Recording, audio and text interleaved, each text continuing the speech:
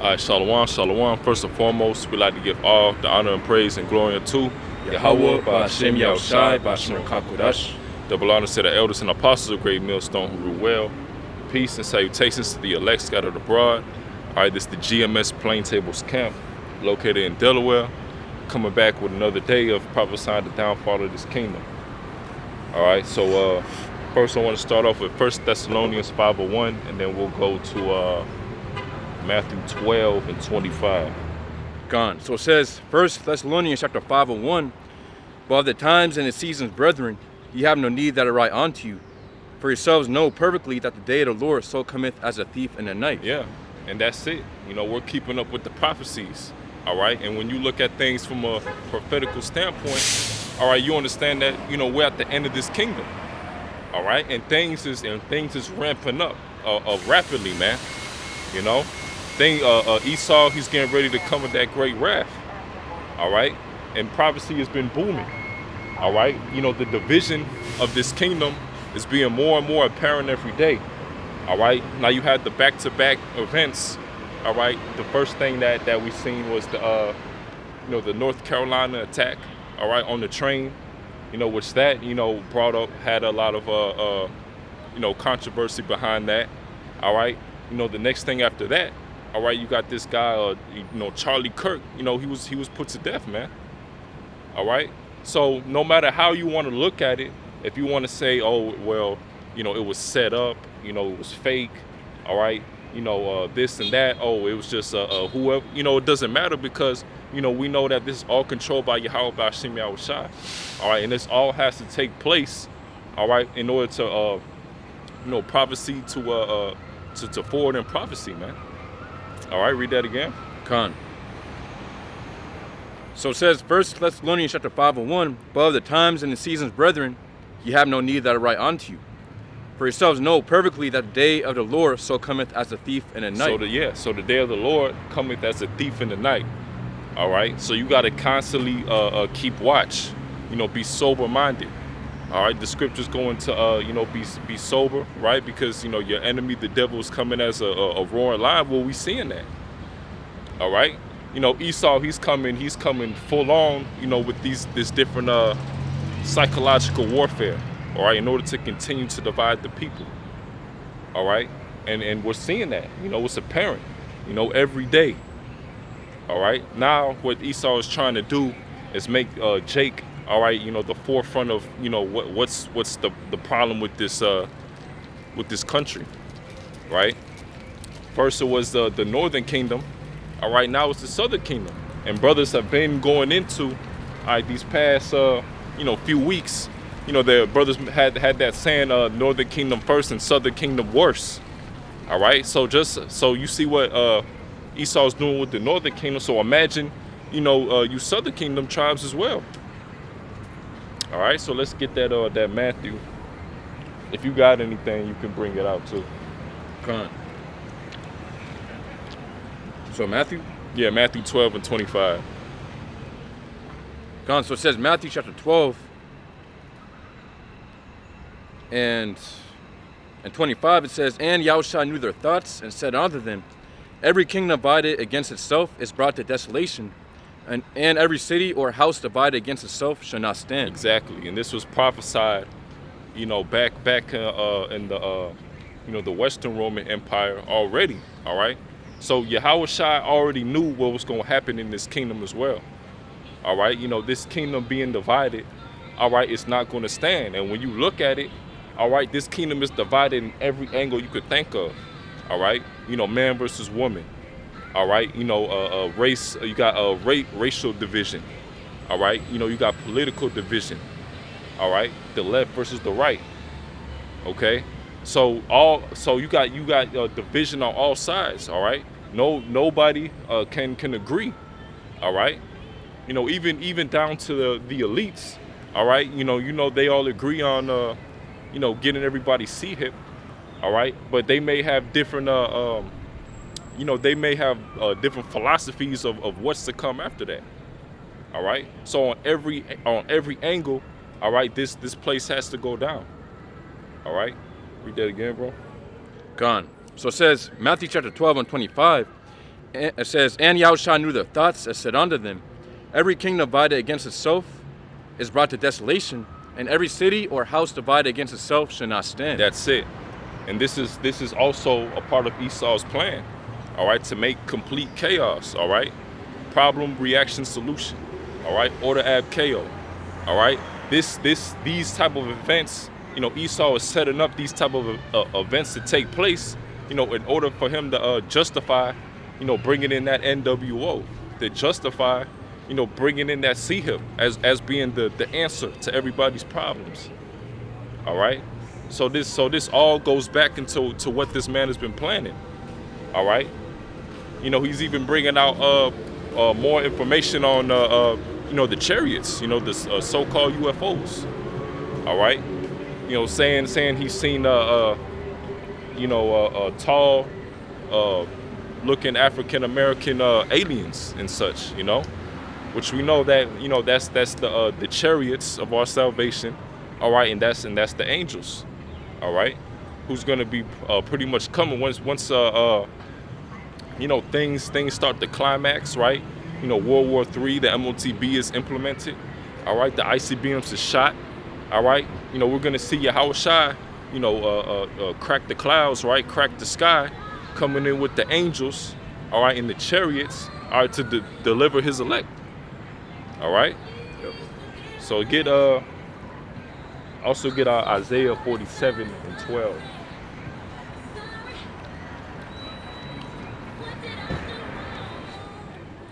Isaiah chapter 47:12. It says, stand now with thine enchantments and with the multitude of thy sorceries. Yeah, stand now with thine enchantments and the multitude of thy sorceries. And that's what this man has been doing, all right? The psychological warfare, all right? And you can see that with these different presidential, you know, selections, whatever you want to say. The recurrent thing that's been happening, you put in a Democrat president, then you put in a Republican president. And it seems like, you know, and Esau does it to where it seems like, okay, you know, this Biden is messing up, or Obama's messing up, you know, let's put in Trump. All right, Trump is messing up, let's put in Biden. All right, Biden is messing up, let's put, you know, so it's a constant, like a seesaw type of thing. All right, and now you have it to where, you know, Esau has pretty much divided the people in all angles, man versus woman. All right, racial wars, right? Esau is now putting Jake as the forefront of the wickedness, all right, that or the problem of America, all right. But you know, when you look to it, you know, the wickedness that Jake has done, you know, he's learned it from Esau, all right. And Jake, you know, and when you think about Jake, all right, they have nothing to do with you know, the economy, all right, with you being taxed, all right, with, you know, poisoning your food with different chemicals and things of that nature. All right, you know, they say that Jake is the problem, but Jake has no power. All right, Esau, you control all the power and you control all the narratives. All right, and all this and all the psychological warfare, enchantments, witchcraft. All right, because we know this man, he's a master at that. All right, deception. All right, sorcery, witchcraft. Right, and when you go into MAGA, it goes in back into the Latin word sorceress, right? Sorceress, all right, witch, all right, and that's no coincidence, man. All right, because that's who this man is. All right, that's what this man is about. You know, in order to continue with his agenda. All right, go ahead. Gone. So it says, or you want me to continue on? Just read verse 12. Yeah. Gone. So it says, Isaiah chapter 47:12. Yet stand now with thine enchantments and with the multitude of thy sorceries, wherein thou hast labored from thy youth. If so be thou, it's like it says, if so be thou shalt be able to profit. If so thou mayest, like it says, if so be thou mayest prevail. Yeah. So he uses this different witchcraft, enchantments, all right, in order to prevail, and that comes in all different type of forms, right? In the food that you eat, all right, in the media that you consume, all right, you know, setting up these different, you know, politicians and such, all right, setting up this different propaganda in diversity, all right, that's what this man does, all right, you know, when he says certain trigger words in your mind and keeps on repeating it, all right, to the point now you saying it. You know, another good example, you know, he calls us the black Hebrew Israelites, all right, which we know that which we don't associate with that word black at all, right, because we know what kind of spirit comes behind that, you see. So we understand that, you know, Esau, he knows, you know, even the little sudden words or the little sudden phrases in order to get the minds of the people. All right. So that was it for that. You got something?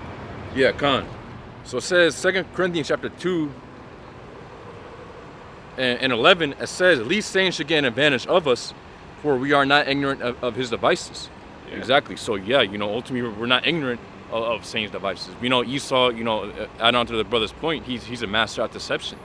So, you know, we know Esau sets up certain things to sway the minds of the people, you know, to control the minds of the people. You know, we already know, you know, basically you have that saying, problem, reaction, solution. Exactly. So, you know, what they of course will create the problem, which, you know, and then what, and so they start the problem, you know, they wait for the reaction, and then they offer the solution.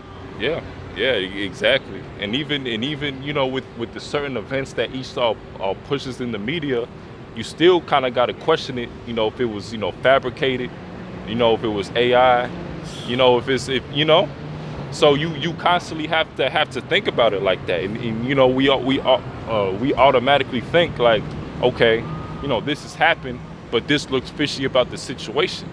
All right, but whatever Esau says in this media, all right, everybody just runs with it. All right, so it could be times where a certain situation could have happened. All right, but you know, Esau, for some reason, you know, he just chose to use this specific situation to be shown on national headlines, or to be pushed in order to see this is the problem. These people are the problem. All right, this is what has to happen. All right, and that's what we're seeing. You know, and you could also get Matthew 24 and 24 once you if you're done with that. Gone. Consul, yeah.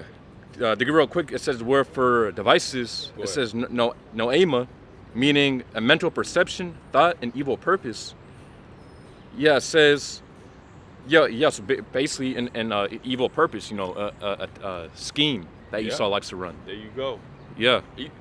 So even you know, add on to the point, you know, problem, reaction, solution. You know, even the reaction is you know, created in a certain sense, because you know, Esau has what, thousands and hundreds of thousands, millions of AI bots you can just throw on the internet, and then, you know, pretty much what he himself can create the reaction. You know, send out these AI bots, say this to kind of you know, make everybody else think a certain way. There you go. He sets certain people up in certain positions to say certain things, you know. Oh, you know, we need to cause or do war on these certain people, or we need to do this to these certain people, or do this or do that, you know. And you know, these people will be on, you know, NBC News and, you know, Fox and, you know, these different things. All right, these people ain't just going on there saying their own damn opinion, man, saying whatever the hell they want to say. All right, this is you have to go by a script. All right, you have to say what this man is telling you. Ain't no way you going on national TV on the news media, all right, and just saying whatever you please. You know? Yeah. Well, you know, they have the what's it called, the teleprompter. Yeah. You know, that they follow. Yeah, exactly. You see? So you gotta be wary, all right, of you know, the different enchantments. All right, the different witchcraft that Esau uses to deceive the people. All right. Gone. So it says Matthew chapter 24 and 24, for there shall rise false Hamashiachim and false prophets, and shall show great signs and wonders. If it says, insomuch that if it were possible, they shall deceive the very elect. That's it. All right, and out of all the people that Esau's able to deceive, he's not able to deceive the elect. All right? Because, you know, we got the wisdom, knowledge, and understanding of the scriptures. All right? Shalom. Shalom. Read that again, bro. Gone. So it says Matthew chapter 24 and 24, for there shall rise false Hamashiachim and false prophets, and shall show great signs and wonders, insomuch that, if it were possible, they shall deceive the very elect. Yeah. So the way that Esau is able to deceive most of the people, all right, he's not able to deceive the elect in that way, all right, with the different propaganda in the media, with the left versus the right, all right, you know, these different racial division, all right, you know, going in again with the man versus the woman, all right, you know, the elect is not going to get caught up in that, all right, because we understand that this is all a part of the Lord's prophecy, all right. So no matter what Esau puts in the news, how he fabricates it, if he set it up, if he's choosing this certain situation to put in the national headlines to forward what he's got to do, it doesn't matter, because we know that the division has to happen in order for the prophecy, you know, to take place. All right. So this isn't deceiving the elect at all, man. All right. We're seeing everything for what it is, and we're going back to the scriptures. All right. Read Revelation 13 and 11. Gone. So it says Revelation chapter 13 and 11, and I beheld another beast coming out of the earth. Or it's lucky, it says, and I beheld another beast coming up out of the earth. It says, and he had two horns like a lamb, and he spake as a dragon. That's it. And you know, the two horns spake as a lamb is going into the Esau's government, which is what? A bipartisan system. All right, going from the Republican versus the Democrats. All right, and what Esau has done is as time progressed, he's made the far left and the far right, and they constantly clash and go against each other, man. All right, and even with that, so he's got that. And he's got, you know, the other propaganda, all right, the other ways that people are separated, are divided, all right, in order for him to push his new world order, all right. We're going to read down to 15 and 16, all right, what's going to be his answer, all right, when all hell breaks loose because of, you know, these different things that he put effect, all right. Go ahead. So, read verse 12 or go to 15? Just go straight to 15 and 16 or 16. So it said Revelation chapter 13 and 15. And it says, and he had power to give life unto the image of the beast, that the image of the beast should both speak and cause that as many as would not worship the image of the beast shall be killed. That's it. All right, and we're coming into that draconian system. You know, everybody being locked down. All right, Esau, he's going to use these different events in order to be like, okay, if you don't want to go this way, you know, you're just going to be put to death. All right, you're going to get the guillotine. All right, you're going to be put in these different prison camps, FEMA camps. All right, if you're not aligning, you see what's going on and what is caused. So now this has to be the answer. All right, and Esau, you know, he's just fully, it's just going to come to a point where, you know, Esau, he's going to straight up put you to death. All right, if you're not fully in line with his NWO, you see. Go ahead, keep reading. It says Revelation chapter 13 and 16, and it says, and he causes all, both small and great, rich and poor, free and bond, to receive a mark in the right hand or in their foreheads. That's it. That's going into the C hip. All right, and it's plain as day that's what it's got to be. All right, when you're looking at everything, when you're looking at how technology is. All right, you know, things getting smaller, you know, things being stored into like chips, all right, and things like that. The way that Esau is using his technology, all right, it all goes to the MOTB, all right. The way Esau wants to constantly surveil you, all right, monitor what you're doing, all right. You know, when you go on your phone, you may be able to even just talk about something. And you might be just scrolling down your phone and you see that exact same thing, advertisement of what you talked about, man. You see? Yeah. So this is all gonna go into that C hip in order for, you know, he won't be able to do crime because he'll be monitored. All right, it'll be convenient. All right, with a swipe of your hand, you can make payments. All right, you know, you got the brain C hip where you just do full on doing, you know, these different left-handed miracles, man. Just thinking about something. And you're able to control it. You see? Go ahead. Gone. So it says. Oh, read that again, actually. Gone. Revelation chapter 13 and 16. And he calls all, both small and great, rich and poor, free and bond, to receive a mark in their right hand or in their foreheads. Yeah, so everybody's going to have to take it. All right? Everybody's going to have to take it. All right? It don't matter if you are a celebrity. It don't matter if you are poor. It don't matter if you are in prison. All right? It don't matter if you the everyday common Edomite. All right? You're going to have to take the C-hip because that's what Esau is going to bring to you as the answer. And people are going to willingly take it because all hell is going to break loose. All right, they're going to want to go back to their normal lives, man. All right, and we seen a small form of that happen, you know, when the whole the C-19 situation. All right, we seen a small form of that. You had to take this juice, all right, in order to get back to your daily life. All right, national lockdown. You know, people was losing it. All right. You know, imagine when the internet is cut off. All right, we seen what happened when, for one day or a few hours maybe, that they shut off TikTok. How people was losing their damn minds, man. All right, well imagine Instagram, Facebook, YouTube. All right, all these other different things. Yeah, which a lot of you people get your fucking media from there. You know what I mean? So if they shut that down, you ain't gonna know. You're not gonna know what the hell's going on. Exactly. Everyone gets their fucking media from the latest, like, you know what I mean?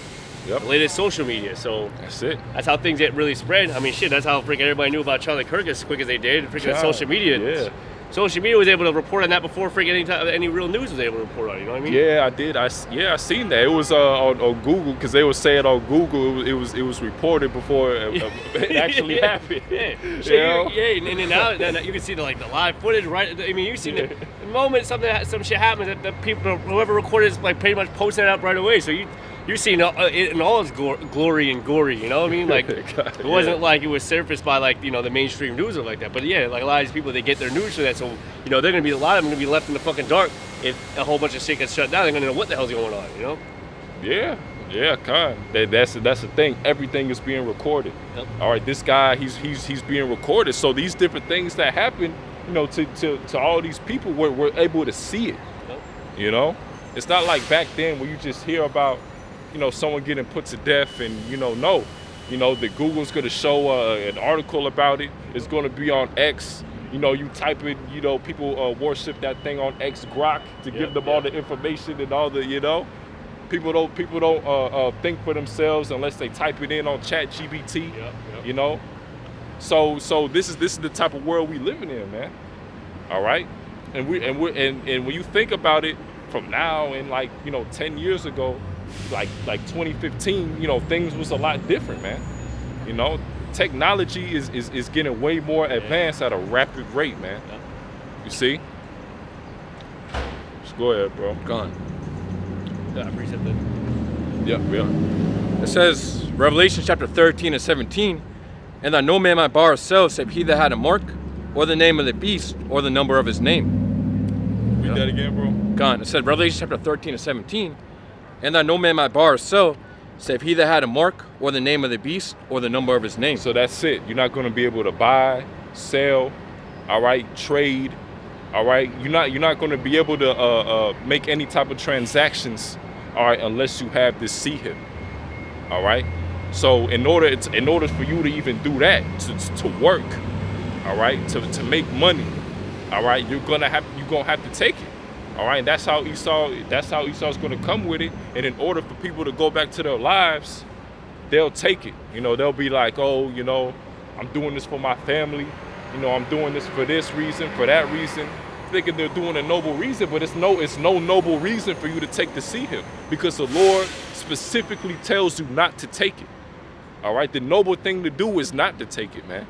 That's it. You know, it's no reason. It's no reason for you to take that C-hip, man. All right? But you know, with these different conveniences that Esau has put, all right, you know, people are addicted to their phones, get that dopamine rush, all right, for being on Instagram, scrolling all day, all right, looking at these different entertainers, these different streamers, all right? You know, they're not going to be able to handle, you know, going without that for a day at a time, days at a time, weeks at a time, months. All right, these people got to go back to their folly, man. You see? But if you got a precept, you can go ahead. This is I'm not sure if I'm wrote it out yet. This is Psalm 10 and 2. Sit, show 'em up. It says, the wicked in his pride doth persecute the poor. Let them be taken in the devices that they have imagined. Yeah, that's it. All right, and that again, you know, that goes back to Esau's enchantments, his witchcraft. All right, his sorcery. All right, the psychological warfare on the people in order for you to choose. Oh, you got to do this, or you got to do that, or you got to lean this way, or you got to lean that way. All right. So and that word device is mazama. Simply just means like a purpose, discretion, device, or a plot, or basically an evil scheme.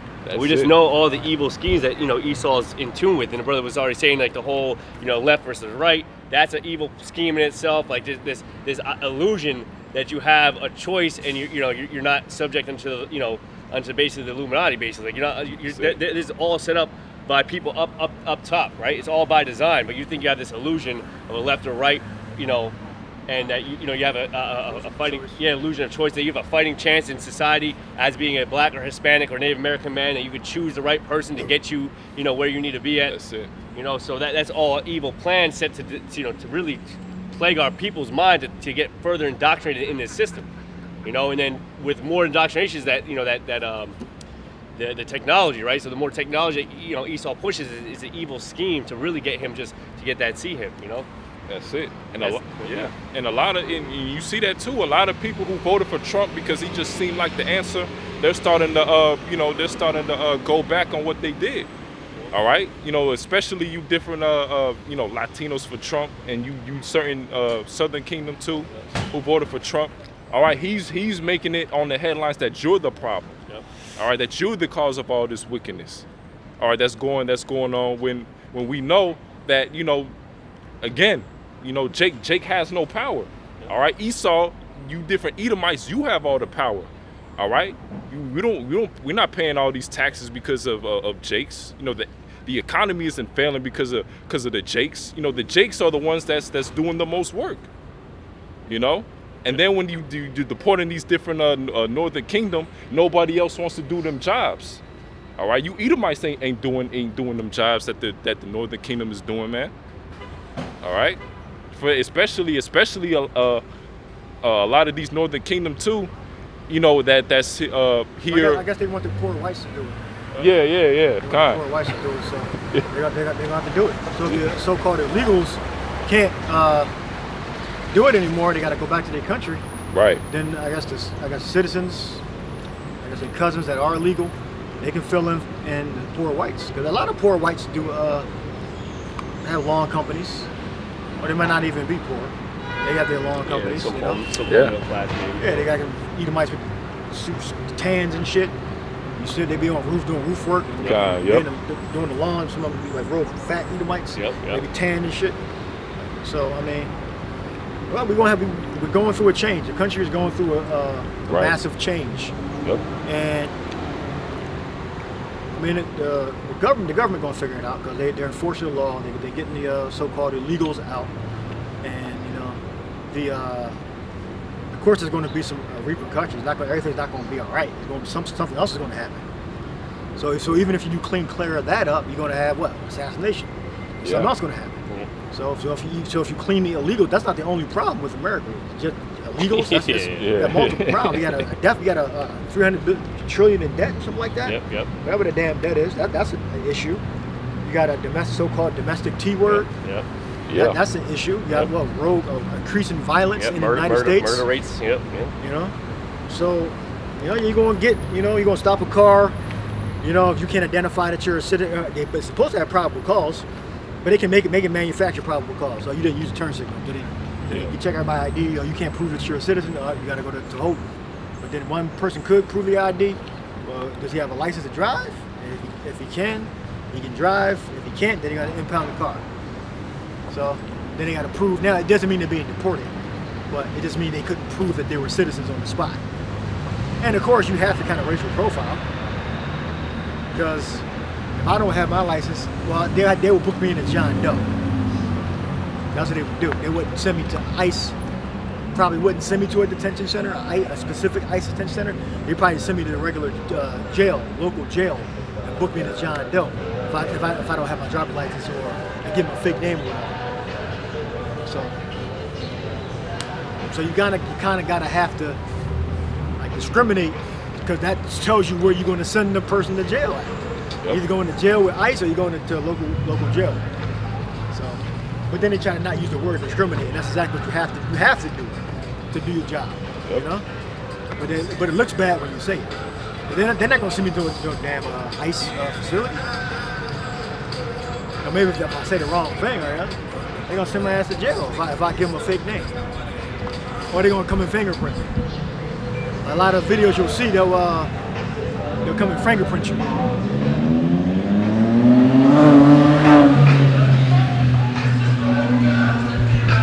Fingerprints can come with the AI software to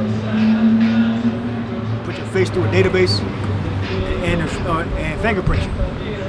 You know? But if you Mexican, I guess, Venezuelan looking, then they'll send you to an ICE facility. Yeah. So they got to discriminate. I mean, I don't know why they would. Well, I guess if you got an accent too, like they have to discriminate. Right. You know, how the fuck you gonna know? How you gonna say I'm not an immigrant without discriminating against how I talk and how I look? So if I show a Spanish Mexican accent and give you a Spanish name, am I going to immigration or am I going to local jail?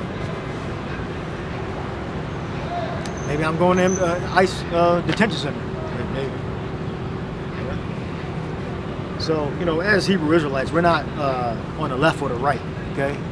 We're not on the left or the right. Our politics are America's destruction. That's our politics. And it's going to be through nuclear fire from the Russian Federation. All right? Yeah. That's it. That's the righteous mindset. Not to make America great again, but for this place to be destroyed, man. That's what has to happen to this place. You see? Yeah, give me the law. It says by blood shall it blood destroy the land. By blood, only by blood it should be cleansed. The law somewhere on it. That's the desert, wanderings, Numbers. As we were wandering. Numbers. 40 years. I think it was 40 years. Yeah, Numbers 35 and 33. This is Numbers chapter 35, verse 33. It says, "So ye shall not pollute the land wherein ye are, for blood it defileth the land, and the land cannot be cleansed of the blood that is shed therein, but by the blood of him that shed it." Right. So we pretty much became domesticated, or Americanized. So we're less likely to prosper if we leave. Then we got to pay to leave. Then we got to be expatriated. We got to pay money for that. Look up how long it takes, how much it takes to be expatriated. What the cost to be expatriated. You don't want to remember the expatriation bill. It didn't go through. They had an expatriation bill. So if you don't want to be American anymore, you can expatriate yourself. But it costs money for that, because you still got to pay taxes. And then we still got to get skills and learn the different laws of the land. You know, it's not our job to be expatriated anyway. Our job is to props out of destruction of Babylon until it's destroyed. All right? Not to move to another country and become a pilgrim. Can't hear you, bro. You got it? Gone. So it says... I think a simple, straightforward explanation. So it says becoming an expatriate in the U.S. isn't a fixed cost. It depends on visa lifestyle and location. It says visa immigration fees. So yeah, it says 1,000 to 5,000 plus. Work visa, green card, or sponsorship. Legal help optional, 2,000 to 10,000. Flights and moving costs, 2,000 to 10,000. Initial living. Put up denounce American citizenship. That's telling you how to live in another country. That's not expatriation. I can tell you the definition. You want the definition of it? Just a quick definition of expatriation? No, I want the actual process and how much it costs. Not the definition. That's more important. How much it costs to give up your American citizenship. There may be two different things. So what I'm actually talking about.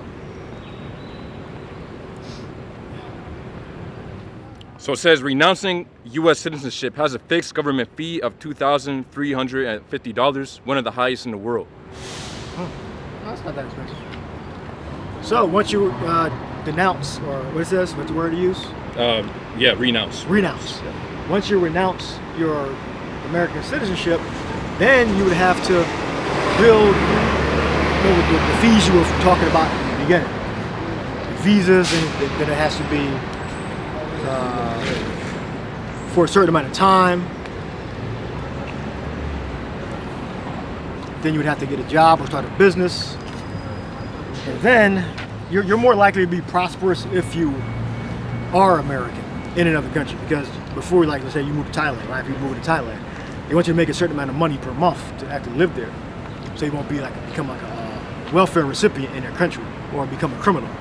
So they want you to make a certain amount of money, and then you want a visa. And then the longer your visa is, the more money it's going to cost you. All right. But our duty is to prophesy the destruction of Babylon, America. That's what our duty is. A lot of Americans have done that. They have gone over, but they still operate as Americans because they still probably have properties over here, businesses or whatever, so they can still live, in other countries. That's dumb. They're not of the elect. All right. The prophecy, as it is written in Isaiah, where it says, "Raise up the tribes of Israel." Find that precept. It is a light thing. Isaiah was a heavy, deep prophet. You know something else you want to read? Or? Yeah, Khan. So it says, so for an average person, it's usually $2,350 plus legal / tax prep. Where do you read? Renouncing U.S. citizenship. It says for wealthy individuals, the cost can be tens of thousands to millions, depending on assets, because it goes into it goes into exit tax, tax compliance, etc. Yeah, it's more beneficial to have two American passport or American citizenship, but it does cost you money. You can't just get up and just leave because you're still liable for taxes and your income overseas. I believe it's a certain amount. Once you get to a certain amount, then you're actually liable. But I believe under a certain amount, it's you're not liable. All right?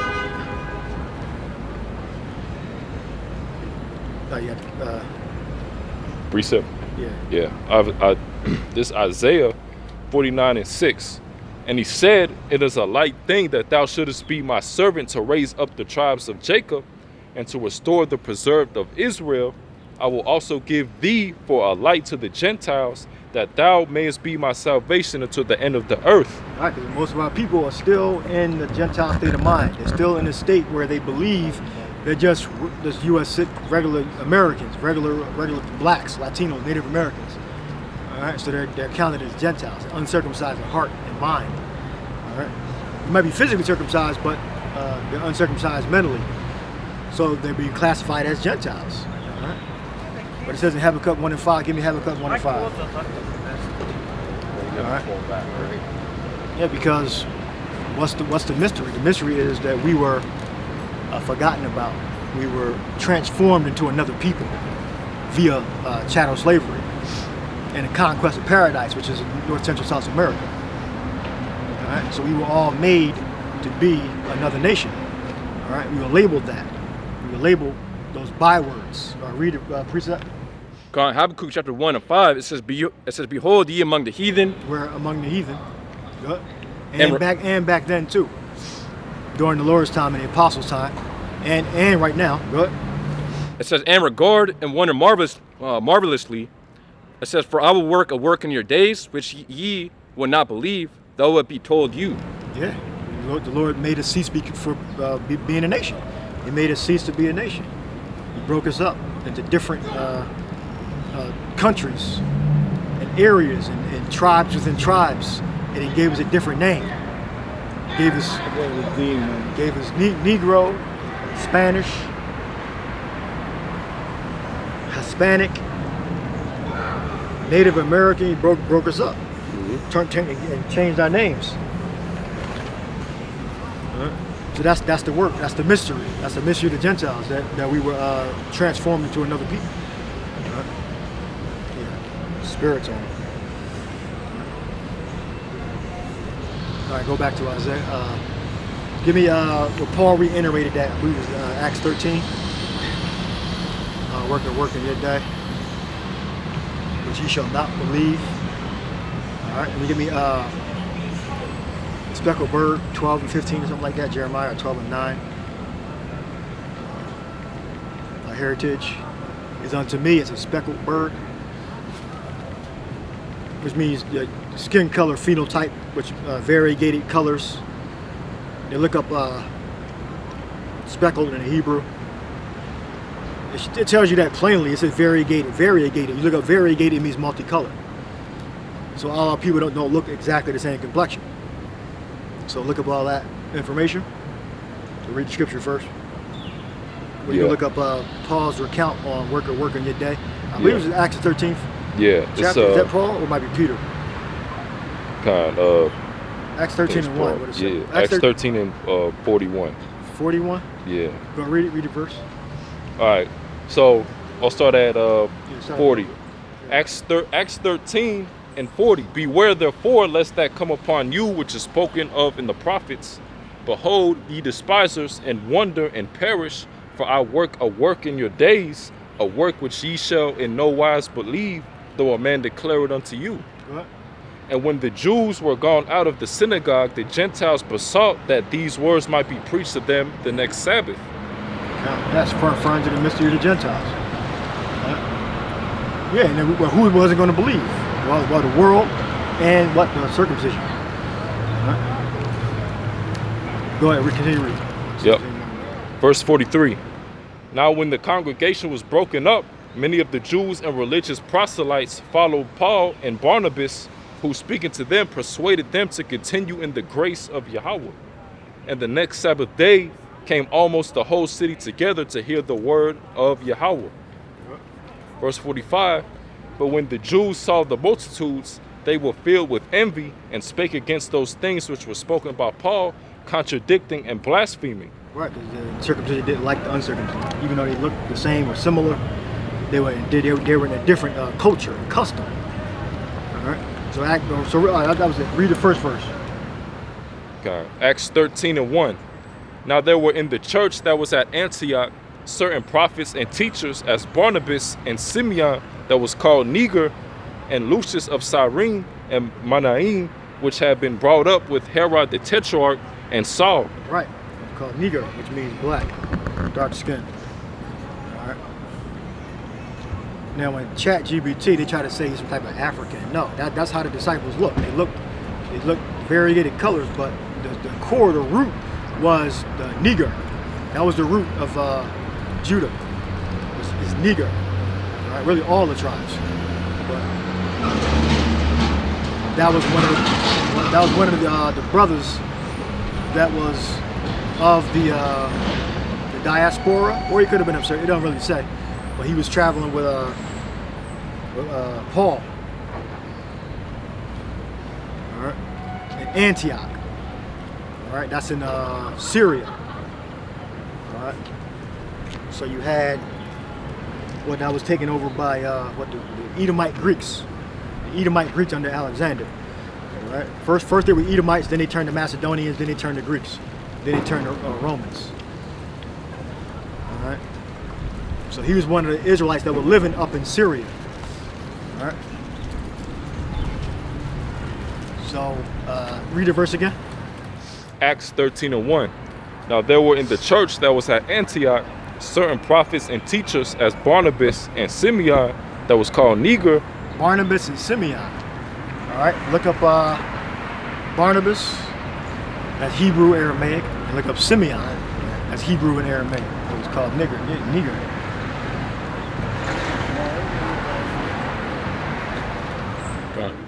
So Barnabas in the Greek, Barnabas, meaning son of rest, and then going into the root, it says Nabayat bar. It says of Aramaic origin. Read what it means. It says the surname of Joseph or Joseph, a Levite. It says a native of Cyprus. He will. Son of what? What it means. Son of rest. Son of rest. Yeah. Son of rest. Look up Simeon. But it said, oh, gone. But going to the root, it says Nabayat, Son of prophet. which means prophet. Son of prophet. Yeah. Go ahead. All right, go to Simeon. Synonym says Simeon. Oh, Simeon, stuff here.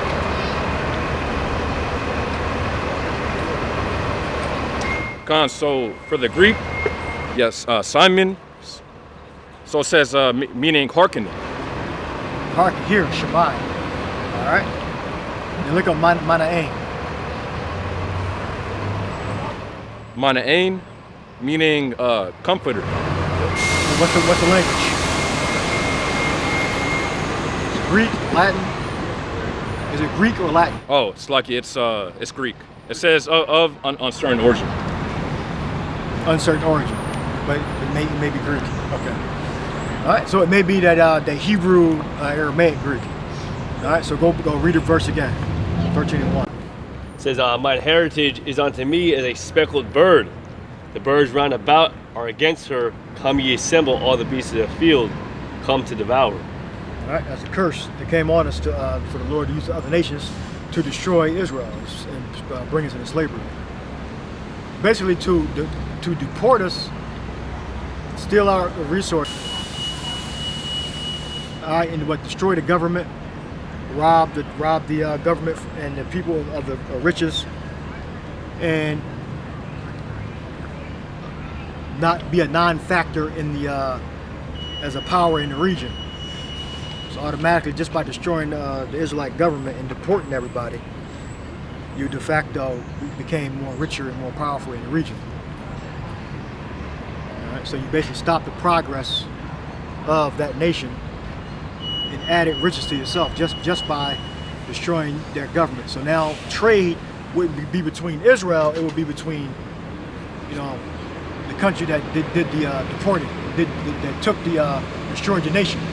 So you would force other countries around the region to trade with you. That's how you got more money. That's how you became richer.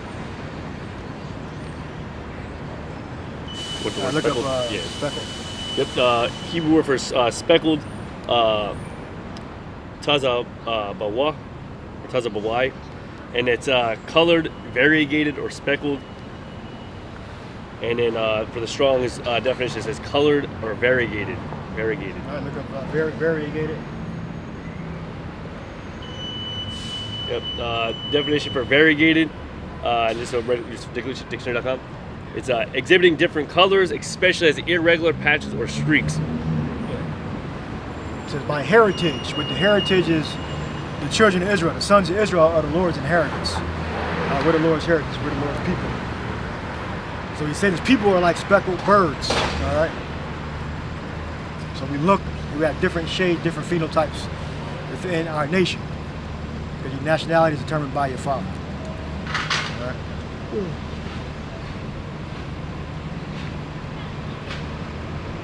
Get on Numbers 2. So declare the pedigree. I believe it's the second chapter or the first chapter. Declared our lineage. Basically, we declare our lineage by our father. All right. Gone. It says, Numbers chapter 1 and 18, it says, and they assembled all the congregation together on the first day of the second month. It says, and they declare the pedigrees after their families by the house of their fathers, according to the number of the names from 20 years old and upward by their polls. Right, and every time you look at our genealogy in the scriptures, it's always the father, son of this, Yes, the father of yes. that. That's how we know our lineage is not based upon our mother. Our mother is just, she gives you certain features, but doesn't determine your nationality. And what proves that, you go to the Lord's genealogy. Yep. You go to the book of Ruth, and it gives you Jesse's, I believe it's the book of Ruth, Boaz, Jesse, and it has Moabite mother in there, Ruth. And what proves that Ruth was a Moabite, it tells you that, well, give me the book of Ruth, it tells you that she's going back to the land of her fathers. She wouldn't be able to go back there if she didn't have inheritance rights. You'd have to have inheritance rights to go back into another area. All right? So she went back to the land of Moab because she had some type of inheritance. So she was not an Israelite. She was Ruth was a Moabite. Look up Ruth 1:1.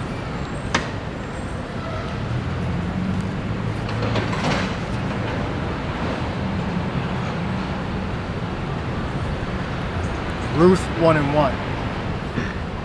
Yeah, Ruth, this book of Ruth 1:1. It says, now it came to pass in the days when the judges ruled that there was a famine in the land. And a certain man of Bethlehem, Judah, went to sojourn in the country of Moab, he and his wife and his 2 sons. And the name of the man was Elimelech, and the name of his wife Naomi, and the name of his 2 sons Mahlon and Chilean, Ephrathites of Bethlehem, Judah, and they came into the country of Moab and continued there. Elimelech, Naomi's husband, died, and she was left and her 2 sons. And when they took them wives of the women of Moab, the name of the one was Orpah, and the name of the other Ruth, and they dwelled there about 10 years. And Mahlon and Chilean died as both of them, and the woman was left of her 2 sons and her husband. And then she arose with her daughters-in-law, that she might return from the country of Moab, for she had heard in the country of Moab how that the Lord had visited his people and given them bread. Wherefore she went forth out of the place where she was, and the 2 daughters-in-law with her, and they went on the way to return unto the land of Judah. And Naomi said unto her said unto her 2 daughters-in-law, go return each to her mother's house. The Lord deal kindly with you, as ye have dealt with the dead and with me. The Lord grant you that ye may find rest, each of you in the house of her husband. Then she kissed them, and they lifted up their voice and wept. And they said unto her, surely we will return with thee unto thy people. And Naomi said, turn again, my daughters.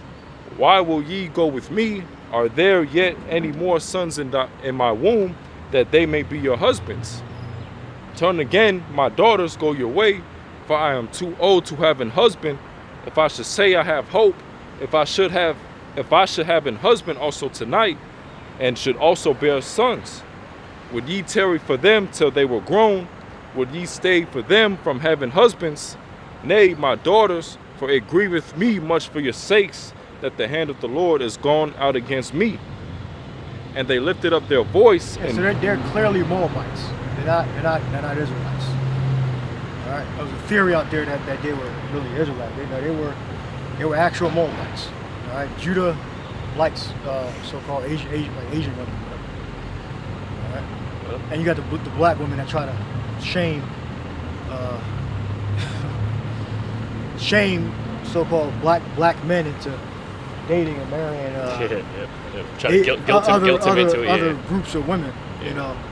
But I mean, it's kind of known that the Judah, and it's not because something that we can't get a black woman. No, it's basically, it started back then with our ancestors, tribe of Judah. Tribe of Judah like Asian women. All right, it started back there, you know, with King David line. All right, it's not something that, you know, like with script that they say in the red pill community, you can't negotiate attraction. All right, you like who you like, you know. And tribe of Judah tend to like Israelites, man. So.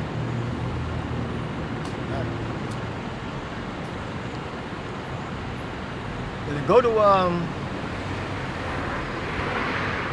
to David's genealogy and go to maybe Chronicles. Find David. I think it's probably gonna be in Chronicles. David's genealogy. Yeah, you can probably find it in Samuel, but I want it to be like clear, and it just mentions everything like in a row, without having to go to Matthew. I mean, or I guess you can go to Matthew also. Yeah, you can go to Matthew. First Chronicles chapter 2.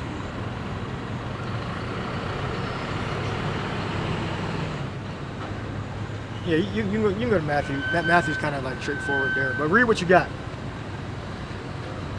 All right, God. Yeah, I guess I'll read Matthew. Matthew 1:1. The No, book. just go up farther than that. I'm gonna read the whole genealogy. All right, Just Con. focus on my point, please. All right, Con. Matthew 1:6. And Jesse begat David the king, and David the king begat Solomon of. Go up higher than that. We're just reading the book of Ruth. All right, Con. This is Matthew 1:5. It says, and Salmon begat Booz of Rechab, and Booz begat Obed of Ruth, and Obed begat Jesse, and Jesse begat David the king, and David the king begat Solomon of her that had been the wife of Urias, and Solomon begat Rehoboam, and Rehoboam begat Abiah. Right. So go back to Boaz. God. Yep, Matthew 1:5. And Salmon begat Boaz of Rechab, and Boaz begat Obed of Ruth, and Obed begat Jesse, and Jesse begat David the king, and David the king begat Solomon of her that had been the wife of Urias, and Solomon begat Rehoboam, and Rehoboam begat Abiah, and Abiah begat Asa, and Asa begat Josaphat, and Josaphat begat Joram, and Joram begat Ozias, and Ozias begat Jotham, and Jotham begat Achaz, and Achaz begat Ezekias, and Ezekias begat Manasseh, and Manasseh begat Ammon, and Ammon begat Josias, and Josias begat Jeconias and his brethren about the time they were carried away to Babylon. And after they were brought to Babylon, Jeconias begat Salathiel, and Salathiel begat Zerubbabel, and Zerubbabel begat Abiad, and Abiad begat Eliakim, and Eliakim begat Azor, and Azor begat Sadak, and Sadak begat Achim, and Achim begat Eliud, and Eliud begat Eleazar. So And all men, okay? Go ahead. All men yep. who on the father's side who beget Yahushua. So continue. And Eliud begat Eleazar, and Eleazar begat Mathan, and Mathan begat Jacob, and Jacob begat Joseph. Jacob beget Joseph. Go ahead. And then there's where the mythology comes in at. Where they start adding mythology to the scriptures. Go ahead. And Jacob begat Joseph, the husband of Mary, And Jacob beget Joseph. of whom was born Yahushua, who is called Hamashiach. Yeah, so the Lord came through Joseph. All right, that's the genealogy. All right, Mary was the wife of Joseph. All right, she wasn't special according to her lineage, save that she was also the line of David. All right, and a lot of people were of the line of David. I mean, it wasn't just Mary. Mary, we had a lot of people of the line of David. All right. But the house of David ceased becoming, after the Babylonian captivity, the house of David didn't have much power, you know? Well, you had Zerubbabel. He was notable. All right. But the house of Levi pretty much took over during the time of the Greeks. The tribe of Levi was the head tribe. All right. But David's line was still producing, and it just got lost. The Lord, not lost, but it just became of lesser effect because the Lord was trying to hide the king, Yahushua. He stopped tracking it. That's why when the wise men came, it wasn't three. It doesn't say the man a number. They had to actually look for him. All right.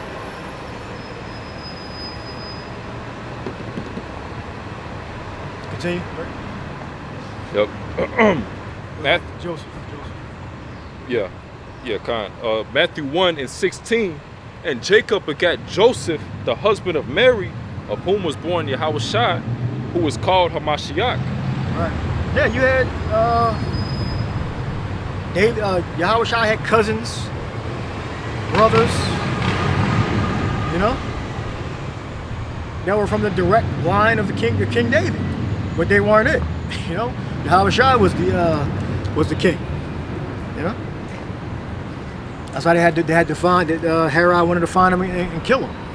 All right, so Yahushua was special in that regard, that he was it, and it was known by his works.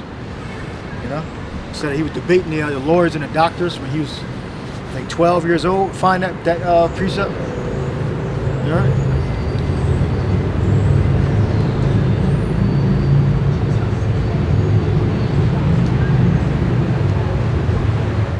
Gone. So Yahushua was a special spirit. The Messiah was a special spirit. All right. He was the first begotten of the Father. Go ahead. Gone. It says Luke chapter 2:41. It says, now his parents went to Jerusalem every year at the feast of the Passover. It says, and when he was 12 years old, they went up to Jerusalem after the custom of the feast. It says, and when they had fulfilled the days, as they returned, the child Yahushua tarried behind in Jerusalem. It says, and Joseph and his mother knew not of it. It says, verse 44, but they supposing him to have been in the company went a day's journey. It says, and they saw him after their kinsfolk and acquaintance. It says, verse 45, and when they found him not, they turned back again to Jerusalem, seeking him. It says, and it came to pass that after 3 days they found him in the temple, sitting in the midst of the doctors, both hearing them and asking them questions. Yeah, both hearing them, asking them questions. Go ahead. It says, and all that heard him were astonished at his understanding and answers. It says, verse 48, and it says, and Luke chapter 2:48, it says, and when they saw him, they were amazed, and his mother said unto him, Son, why hast thou thus dealt with us? It says, behold, thy father and I have sought thee sorrowing. Yeah, we look at the word astonished, so they were astonished. All right. And Yahushua going to say, look up the word astonished. Yahushua going to say, I'm about my father's business. So Yahushua knew who he was at that point. And I don't know if it said how old he was, but I believe it says it somewhere. But I believe I think he was like 12 or 13, 14 years old, around that age. Look up the word astonished. Gone. So it says the Greek word existemi, meaning to throw out of position, displace, to amaze, to astonish, throw into wonderment, to be amazed, astounded. It says to be out of one's mind, besides oneself, insane. Right. You said he was among. So who were the people he were with? You said he was with who? It says, it says Luke chapter 2:46, and it came to pass after 3 days they found him in a temple, sitting in the midst of the doctors, both hearing them and asking them questions. So yeah, doctors. So look that up. Okay. Yeah, because so they were in the temple, so that means they probably were priests. They probably were priests. Good. It says dida skalos, meaning a teacher in the New Testament, one who teaches concerning the things of the Most High and the duties of man. It says one who is fitted to teach or thinks himself so. Yeah, so it depends on where they were. Yeah, man. Well, I guess he would have to be, because he's a Judite, so he would have to be in the part where you can't enter in it if he's not a Levite. Yeah. So they were in the part where different tribes could enter in. In the that's the second temple, right? Yeah, the second temple. All right. So apparently they had classes set up, or it may have been a random debate or a random, I guess, questionnaire. Or questioning. All right. So doctors, so a teacher. Yeah. All right. So. Gone. Yeah. It also says the teachers of the Jewish religion. Right. Yeah. So they were probably Levites, or they could probably come in other tribes too, because. Pharisees were teachers too. Pharisees were, and Paul was a Benjamite, so he would be classified as a teacher, Pharisee. Yeah. All right, next precept. Do you want it in Chronicles or no? Yeah, you can get it. His First Chronicles 2. I'm gonna start at Ram, because that's the start of the father to David.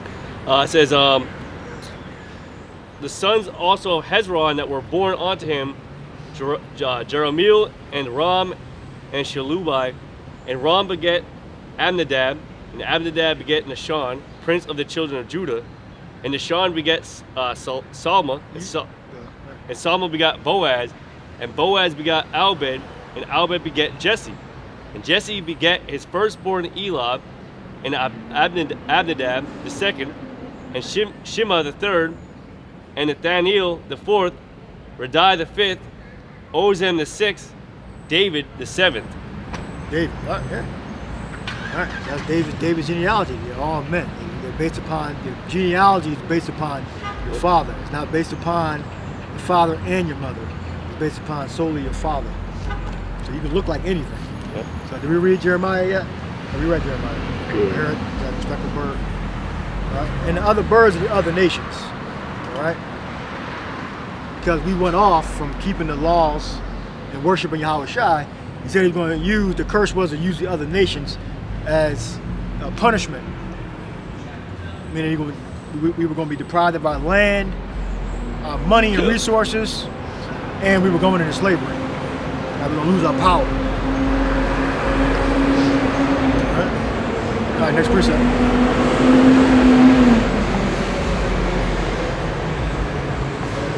That's crazy. Yeah, that's on advertising right there.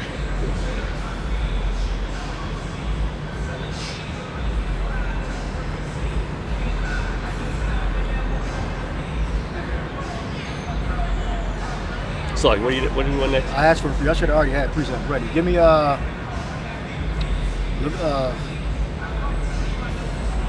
Romans 12, 15.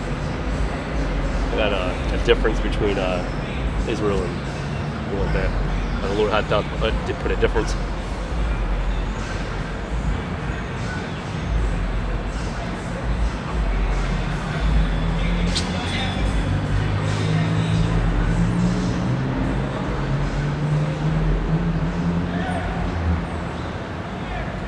Read Romans or what? You want me to read Exodus now? Call for Romans. Well, you said Romans. You said Romans 12. Romans 12. Yeah. It's Romans 12 and is it 15? It's Romans 12 and 15 says, "Rejoice with them that do rejoice, and weep with them that weep. Be of the same mind one toward another. Mind not high things, but condescend to men of low estate. Be not wise in your own conceits. Recompense to no man evil for evil. Provide things honest in the sight of all men. If it be possible, as much as lieth in you, live peaceably with all men. Dearly beloved, avenge not yourselves, but rather give peace or give place unto wrath. For it is written, vengeance is mine, I will repay, saith Yahweh." Yeah, that's why we're only talking. All right. What? "Therefore, if thine enemy hunger, feed him. If he thirst, give him drink. For in so doing, thou shalt heap coals of fire on his head. Be not overcome of evil, but overcome evil with good." Right. So you can't be being depressed. You're constantly depressed because you don't know enough. Once you come to a certain level of understanding, you might be depressed, but you're going to overcome evil with good. Look up overcome. Overcome. Okay. Right? Because lacking self-confidence is why a lot of Jakes can't prosper. All right, as much as we can in the system, because you have no confidence, and that's okay. Just give me it says, "Blessed the poor in spirit, for theirs is the kingdom of heaven." It's Matthew 5. You're gonna be destroyed, but you'll right? If you don't overcome. What did John say? He said we overcame this world. I believe one of his John, your 3rd John. "Bless you, young men, because you are strong." All right, that you overcome or beat Satan. But when you get old, you get worn down, you get depressed. You're ready for the destruction. As if you don't have that fire in you. If you have that fire, that light in you, it don't matter how depressed you get. You know, you're always going to be able to recover. All right. Read that last verse again. Yep. This Romans. Overcome evil with good. Yep. Romans 12:21 says, "Be not overcome of evil, but overcome evil with good." Yeah, be not overcome with evil. All right. So overcome. we have the tools to get out of depression. Even if we get depressed, we got the tools to get out of depression because we have the Holy Spirit within us. And another place that says that though we die daily, the Spirit is renewed day by day. Yep. Get that precept. Go ahead, next precept. The word, whatever I call it for. God. Whether you want the word of overcome. Overcome. Yep. It's the Greek nikao says to conquer. Conquer. We're more. Where other place says we're more than conquerors. All right, because Yahushua conquered the flesh and the spirit. You know, we might not be able to conquer the flesh, but we can. Our works and our faith is acceptable. All right, to Yahushua for salvation. Yep. All right, go ahead, read again. Yep. Overcome. Yep. You said read the overcome. It says Overcome. to conquer, and then it also says to carry off the victory, come off victorious. What's the word? Conquer. No, what's the Greek word? Nikao. Nakeo. Nikao. Yeah. Nike. Go back to Nike. Nike. Victors mean victory. Overcome. Victory. All right. It also So we have that fire, and the thing is, that's a gift that's given to you by the Holy Spirit, by the Yahushua. You can't create that gift. Either it's in you or it's not. All right? Either you have the tools or it's not. You know, by hearing it, it's drawn out of you, so you can use it as a functional tool. But if it's not in you, you'll never be able to obtain it. You'll just be ripe for destruction. So when the martial law troops come through, when the microchip come through, all right, when the temptation, which is the temptation, the hour of temptation, when that come through, you'll be taken by it. All right? You'll get weak. You know, you'll get depressed and say, well, I don't see another way out. Then you're gonna take the chip. You're gonna take the microchip. You're gonna take the benefits. But if you have that, the Holy Spirit contained within you that gives you the knowledge to resist, you overcame evil with good. And then look up good also. That was it on that, or? I mean, well, there are a couple more words that go with it. It comes from the Greek word 3529. It says to subdue, conquer, overcome, prevail. So another good synonym to it. Yeah, another good. Good. I want the word good. Overcome evil with good.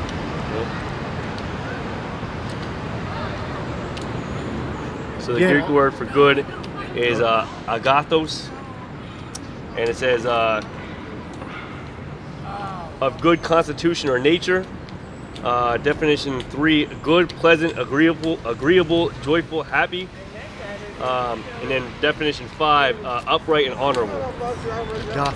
Right. And we would go back to what the law of Yahushua. Right? Yep, that's how you're considered upright and honorable. So we would follow Yahushua's teachings. Well, Yahushua said, "Be wise as a serpent and harmless as a dove." What's that? Some to honor, some to dishonor. So what? A serpent can wait, or a serpent can strike. A serpent is subtile. Right? And a dove is what? Harmless, and it can fly away, it can stay, it can look around. All right?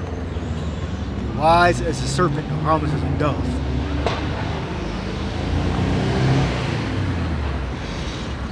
All right, next precept. I got Matthew 5. I got 1 Corinthians 15. Matthew. Yep, this is Matthew 5 and verse 3. It says, "Blessed are the poor in spirit, for theirs is the kingdom of heaven." Yes, if we got a poor spirit, look up poor. Poor spirit. Weak, I don't know what the word means. Destitute of things. The word poor says, yeah, so no Israelite is going to perish into everlasting flames forever. Yeah, 2/3 of Israel that are poor, have poor spirit. They don't have no confidence in themselves. They don't have no confidence in something greater than themselves. All right? So they become degenerates. All right? And they are degenerates. But they're not going to burn in hell forever. It tells you that they got the kingdom of heaven. There's different degrees, you know, being weak, but Yep, it says definition 2, destitute of wealth, influence, position, and honor. What's definition 1, sir? Reduced to bigotry, begging, asking alms. Yeah, reduced to bigotry. You got Jacob that constantly asking Esau for money, asking Esau for reparations and shit. That's never going to work. Crazy. That's never going to work because you don't even understand that you were brought here to be oppressed and for labor, for cheap labor. That's why you were brought here. You weren't brought here to prosper. So anything you figure out, you got to figure that shit out on your own. You got to figure out, get tools, grants, loans, work really hard, stay out of trouble. It's by chance, you know. So you got to figure this shit out, you know. Get a good credit score, get a loan, save your own capital. You got to figure it out. But depending on the government being a damn beggar, it ain't gonna work. All right? And if you do get it, hey, you get it. Okay. What really matters is if you of the elect. If the government give me money, I'll take the money. You know, as long as I sign a contract, make sure there's no strings attached. I gotta serve you or nothing like that. If it's free, I'll take the money, but I'm not selling my soul for it. You know. But Jacob, they gonna sell their soul for it. Two-thirds of Israel gonna sell their soul for benefits. Now, if you're of the elect, you're not gonna do that. You're not gonna sell your soul for benefits. So read that verse again. Yep. It's Matthew chapter 5, verse 2. It says, "Blessed," verse 3. "Blessed are the poor in spirit, for theirs is the kingdom of heaven." Yeah. So Jacob's still gonna go to, even though they're poor, have poor spirits, and they're weak. All right. They're still going to inherit the kingdom. All right. That doesn't mean everybody. So read the definition again. It doesn't mean everybody on earth. It means the Israelites. All right. So read those definitions. Yep. The definition for poor, Yep. being reduced to bigotry, begging, asking alms, or destitute of wealth, influence, position, and honor.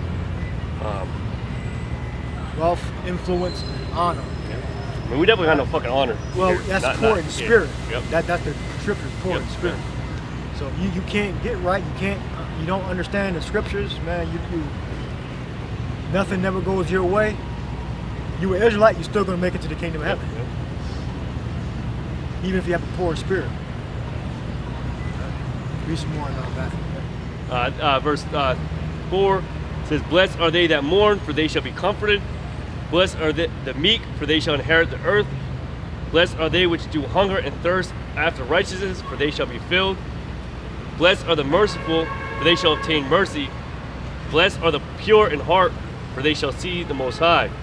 Blessed are the peacemakers, for they shall be called the children of Most High. Blessed are they which are persecuted for the righteousness' sake, for theirs is the kingdom of heaven. Blessed are ye when men shall revile you, persecute you, and shall say all manner of evil against you falsely for my sake. Rejoice and be exceedingly glad." Yeah, falsely. Like the 9-year-old, 11-year-old count, they kept repeating that. Gang, Crips and the Bloods, because of the 9-year-olds and 11-year-olds. It's false. That's false. That's bearing false witness. You know, and then the dude is in jail. How long? Look up how long Polite is in jail for statutory. Remember, he came around to the apostles. Well, I think, did he come around twice or once? But he came around just so he can get the green light to do it. That's what the apostles' conclusion they came to, which we never even told him to even do that. You know, we just simply said it was lawful back when we had our own kingdom. Yep. So what we believe is that he came around and he understood it, so that was like a green light, so he could do it. You know, you damn idiot. So do you have the information on it? Yeah, Khan. That's funny. He even got him on AI overview. Oh, really? Oh, Yeah. You got the information. Khan, it says, yeah, it says Michael. Yeah, it says, Oh, his name Michael. yeah. Wow. So it says, yeah. Yeah, so this AI overview, I asked, how long is Polite in jail for? It says Michael, brother Polite, Nowak, was sentenced to 7 years in prison after pleading guilty to child abuse and sexual battery on September 6, 2023. No statutory. Sexual battery, and child abuse. He was the same one that was shooting up the Bible, talking about 10 he was years shooting probation. up the Bible, and he said he got the Crips and the Bloods, and he got the guns in the background and all that stuff. So you ever come after my daughter? Like, you dumb motherfucker, you dumbass. And then he ends up getting arrested for doing what he said our apostles were doing. Like, you dumbass. Well, his charges was abuse. Yeah, it says. Delinquency of a minor or something like that. Yeah, child abuse and sexual battery. Battery. Yeah. And what was the evidence was like alcohol in her system and all that. So he was having a party. He's having a good old time. That's why these single mothers don't do it. Keep your children away from them. Stay away from the children. Don't even like. But he was getting a lot of money. He was living a good life, getting a good life, and you know he's having too much fun, letting loose. He had a lot of money in real estate businesses, and he started going crazy. Thought he could do anything he wanted, you know.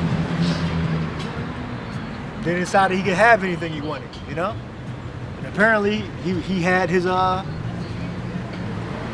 wife's daughter, which that's against the law in the scripture. It tells you that in Leviticus about relations with close relatives. Yeah, kind of.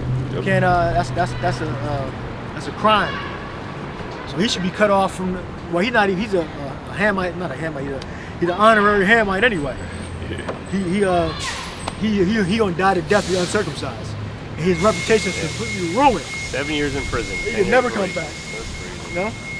Now I'm not saying that she's not guilty. Also, it's just he's a fool. They're all idiots. Yep. The mother, the child, and how old is she? She was 14. Sealed, 14. 14, and then his they're girlfriend all- was 37. They're all idiots. Like what? The girlfriend was 37. She was 14, and he's like in his probably 30s or something like that. You know? So that's what happens when you raise dumbass children. The mother's dumb, the child's dumb, the dude's dumb. You're all stupid. And that's a recipe for destruction and repeated cycles of ignorance. What the hell is your child doing around a man, your de facto husband, with alcohol involved? Like, what the hell? Where were they at? What were the details? I forgot. This is it came back up and then it died down. What were the details? What scenario were they? You also understand. You gotta understand what statutory rape really is. Because statutory rape versus regular rape. Statutory rape is when both parties, they both consented to sex. When he got convicted, it wasn't like she didn't want it. They were both, despite the fact what statutory rape ends up being is the fact that the age difference. Because he didn't get charged for statutory. Yeah, that's what he got charged for. He got charged for statutory rape. Yeah. Well, he only read 2. You didn't read it. Yeah, I can. I can keep on reading. Go. It says details of his sentence: prison term 7 years. We'll get into the charges. It says charges. He admitted guilt to 2 counts of aggravated child abuse, 1 count of rape. It said 1 charge of bodily harm, and 1 count of contributing to the delinquency of a minor. So I believe he could probably go into a special prison. I believe where all the so-called rapists go. I believe that's where you're going to go. I think they're going to try to, even though they're all degenerates in jail. They apparently they beat you up or something, or rape you if you're a child molester or something like that. But they're all degenerates anyway too. So that's kind of funny or ironic. That's like the one thing. They're all degenerates and dirtbags, but they beat you up or rape you, and because you allegedly raped somebody else. Yeah. Oh, you know what? I might have misspoke. 'Cause apparently, I don't really know too much about what happened, but you keep reading. But apparently, beat the girl up. I didn't know he fucking did all that shit. Oh, I think he's trying to stop her from telling or something like that. Yeah, beat the young girl. I was taking advantage. Well, he said when I was taking advantage of her, he left her face bloody and her limp, bloody, battered, and bruised. See, he was probably fucking drunk. Yeah. You know, or high on drugs. You know. Well, like you said, the whole thing's fucking crazy because I think. From what I read earlier, they did let her go to some after party with the guy. Like the whole fucking thing is just ridiculous. Yeah, why would that girl be going with her boyfriend anywhere? You know, my young 14-year-old. My mother had an affair, allegedly, with the personal trainer, right? And my mother let us go to the zoo with him. Now we don't know this guy. He took us to the Philadelphia Zoo. Like we've been to the fucking zoo so many damn times, man. it wasn't really impressive to us, but we were happy to go. But why would my mother let us go with this complete stranger that we don't even fucking know? Like, these women are just, that's including crazy, including my mother. Like, this is weird. He could have kidnapped us, sold us on the market. We could have went into slavery and shit, went into child slavery, trafficked. So, like, these black women, my mother's a black woman. They're not too intelligent, and they think that they're too trusting. You know, like, I would see like building a relationship with us with this strange man first. Yeah. That would make more sense than him having a bond with us, and then you fucking break up with him. Like, these women are just crazy. Look, if your wife's going to a personal trainer, she's going to cheat on you. You're supposed to get female personal trainers, not male personal trainers. You idiots. Yeah, that's crazy. You know, they have plenty of female personal trainers. All right. But again, I guess they trust males more when it comes to the exercise and all that. But yeah, if you decide to have your wife go to a personal trainer that's a male, she's going to cheat on you. And she looks at him as a more of a masculine figure. And you get the fat, you get in the belly and all that. He's all in shape and shit. You know, he's doing squats, deadlifts. Yep. Getting behind you, showing you how to correct your form. I think all that. yeah. Maximus and all that in his thigh. Yep. She's looking at him and showing him how to do it. Like, you asking, again, if she cheats, she's still in the wrong, but you're an idiot. Okay, you didn't sin, but you're an idiot. Well, I guess ignorance is sin too, ain't it? Well, no. I think I gotta look it up. I think the scripture even says, "Don't let a man sit with your wife like that." Yep. Another man. So you're going off because you should have known fucking better. Like, come on now. Oh, yes, I mean, she's still going. That's still adultery. You didn't commit adultery, but you're playing a part of a fool. Yeah. The problem is now you're controlling. You're manipulative. You're the one that can't trust. Right, well, that's good. So now you know how she thinks. You can get rid of her ass. Exactly. All right. I like when women tell the truth or they lie, so you can figure it out and you can get the fuck on. Right. But when they say silent, that's when it's like bad. When they start to talk and you start to, they're fucking stupid. Okay, now we can move and get the fuck away. I can get the hell away from you. When you start talking, okay. When you're quiet, that's when you're really dangerous. Because I don't know what the hell is going on. You know, when you start talking, telling on yourself, either lying or telling me how you feel, you're expressing yourself, that's when I know your actual character. All right? You got more information? No, but I got the preset. Oh, you got it? Yeah. Read the preset. Gone. It says, Sirach chapter 9 and 9, sin not at all with another man's wife. Yeah, why the fuck would you be sitting with another man's wife? No, we don't say it in the law. Like, you fucking idiot. Don't you know there's laws that's not even written in the Bible, in the book? There's laws that ain't even written about. All right? That you can die from. You'll die. They're not written in the law. You'll drop fucking dead. All right? If you don't follow it.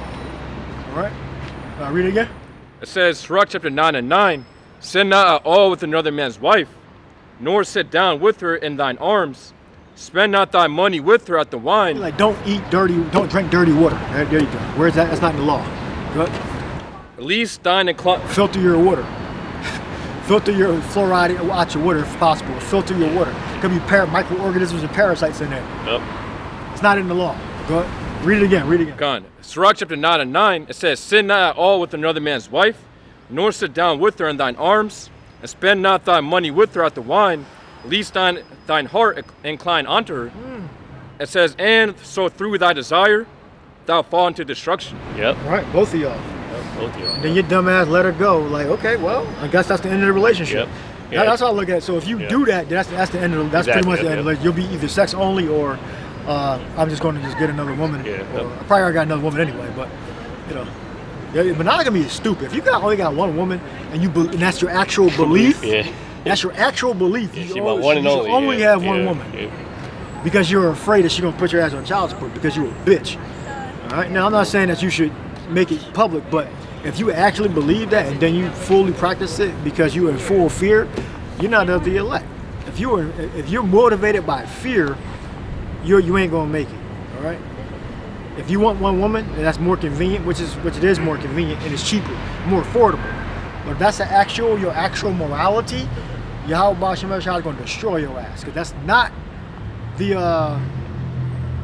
That's not how the kingdom. That's not how we going to make it. The scriptures clearly tell you about 7 women taking hold of 1 man, right? Before the kingdom, and then in the kingdom we definitely gonna have more than 1 woman. All right. That means your mind has been taken over by the God of this world. I gotta have. I gotta have one. It was a plea deal because he would have got more. Yeah, exactly. He possibly could have been convicted of more. Yep. Probably 14 years or 20 years or some shit. Because he beat her up too, apparently. 'Cause like you just said, Because try to get her to not leave the room until, I don't know, whatever the speculation is. Yeah, you went from sexual battery to aggravated child abuse and debility of the mind. That's kind of. She's 14. Because he only got 7 years. Why are you drinking around a 14 that's not even your own child? Yeah. That's weird as fuck. If it's your own child, I see you get drunk in your house, but that's somebody else's child. You drunk your shit and you beating her ass and trying to make a sexual advance on her and stuff. Yeah, that's weird. A stepdaughter. You know? So he probably was high. Oh, it don't say allegedly. He probably was high and drunk. It'd be crazy if he was in his right mind doing that, you know, allegedly. But he's been in jail for like what, 2-3 years now? Yeah. How long you been locked up so far? Since September 2023, I think. 23? Like 2 years. So yeah, then he's a damn into the Egyptology shit anyway, which Esau and the Arabs created the whole thing. Esau and Ishmael created the whole Egyptology shit. They the ones that had the dug up the bones and all that. Then they lied and said they were Edomites. The phenotype of the pharaohs were Edomites. Get the fuck out. No damn Egyptians with no damn so-called white people. They were Hamites, tall, skinny Egyptians. Black, super dark. They like gold and witchcraft. That's what they like. All right. Esau wasn't into that stuff back then. He was just into the witchcraft part. Esau wasn't into gold. The Hamites were into gold. All right, they love gold and witchcraft. Esau was just into witchcraft. All right, go ahead. What else we got? Got about the law too. It says Leviticus chapter 18 and 17. Thou shalt not uncover the nakedness of a woman and her daughter. So he was getting busy. He was having fun. Right. But then he was accusing us, our apostles, of doing that. Like, then we find the word for that. I know there's a word. I forgot what it's called. When a man does that, what is he called? Well, it's a phrase. It's more so a law. Bigamous. I forgot what it uncover the nakedness. Uncover the nakedness of relatives. You're not supposed to uncover the nakedness. Which means to have sex with. All right. Or come in near contact with, or be intimate with close relatives. In this respect. So read it again. It says, Leviticus chapter 18 and 17, thou shalt not uncover the nakedness of a woman and her daughter, neither shalt thou take her son's daughter or her daughter's daughter to uncover her nakedness, for they are her near kinswomen. It is wickedness. Yeah, meaning what? Either have sex with or be deeply intimate with. And allegedly, that's what he was convicted of. All right? So, and the truth is going to come out. All right, the truth is going to come out of this. But they don't slander us like that. Now, I think after when that happened, the slandering stopped. Well, it probably stopped before that, but it goes to show you that the things that they're accusing us of, they're the ones that they end up doing. They end up actually committing actual crimes. So he committed 2 crimes. He broke Esau's law, and he broke the law of the scriptures. He broke 2 laws. You got more? That's it. That was it. Did you have something you want to read? I got some. All right, Rich, you got This is the book of Isaiah 4:1. And in that day, 7 women shall take hold of 1 man, saying, we will eat our own bread and wear our own apparel. Only let us be called by thy name to take away our reproach. I'm going to look up some of those words. All right, so now, like, the more women you have, the more expensive it's going to be. So it's much more affordable to only have 1 woman. All right, so you mainly should be only focused on 1 woman, but your mindset shouldn't be like, oh, I'm gonna be with this 1 woman for the rest of my life, even when when the time of Jacob's trouble comes, or if you can afford it right now, you can have more than 1 woman. All right, if you are of that age, especially like your younger years, or you had enough money, You can have more than one woman, right? But it's not about the woman, right? It's about cleansing, cleansing her, because when you have children with her, or when you have sex with her, you take away her reproach. Right? So look up some of them words, just obvious words. Done. All right? So it says, and shall take hold, meaning, or the Hebrew word being waha chazayakwa, meaning, going of course back to chazak, meaning to, it says to strengthen, prevail. So it's aggressive. So 7 women shall take hold of 1 man. All right, so it cites the women first. So it's going to be a time of it's going to be a very desperate time. You go to 15, 16 chapter, 2nd Ezra, get those precepts ready. All right, so. What you say again? The scripture is 2nd Ezra 15 and 16. All right, so it's going to be a very desperate time for women. All right, so they're going to be very highly aggressive to find a husband. All right, I had a vision about this some years ago when I was like 16, 17 years old. You had women from the tribes, the 3 categories. It's more than 3, it's like 4. You got the so-called Negro, so-called Latino, and Native American phenotypes.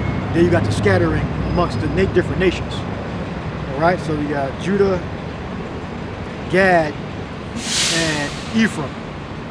So you had 3 women that were looking in my window asking, like, to marry me, like so I could be their husband.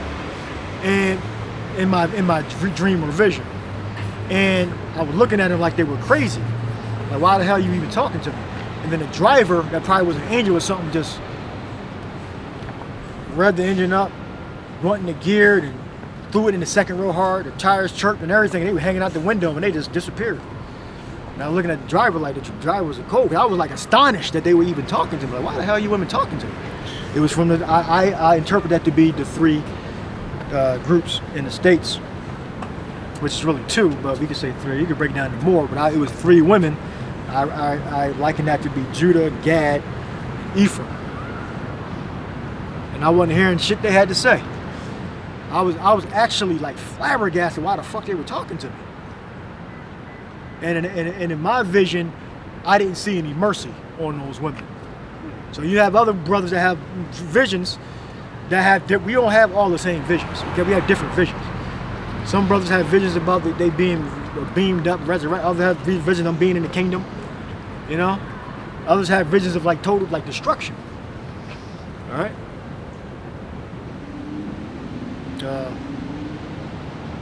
Destruction. What was it? Abada. Or Abad, you can say. Abad. You can say it both. Yeah. Abad 1. Yeah, Abad 1. Yeah, So that's the vision I had when it came to women. I'd seen just totally forsaken. I didn't see any salvation or help. I may have had another vision, a dream I forgot about, but that was the notable vision when they didn't get no help. So you're gonna have a lot of women that are gonna perish. The men are gonna totally turn their back on, all right, the tribes, because they're wicked, and obviously those women weren't the ones designated for salvation. All right, you have other women tells you about the elect lady. What in John? Was that the 2nd John or 3rd John? The elect lady and her children. Was that the 2nd John or 3rd John? But whatever scripture y'all got, we go come up with the next ones. That 2nd John? Yeah. All right, so go to the next precept y'all got that y'all had. So the words, right? The words. So you read take. Yes. There's other notable words also in there. You got escape. Escape was a good one. Doesn't matter. Escape of Israel. Did you read the whole? Also, got reproach. Yeah, take away our reproach. Yeah, so take away, or take away asap, meaning gather, receive, remove, gather in. Reproach, charapa, meaning scorn, taunt, reproach, resting upon condition of shame, disgrace. Yeah, take away our reproach. So read this precept again. So effectively, when a woman gets married to an Israelite man, an Israelite woman gets married to an Israelite man, her shame is taken away.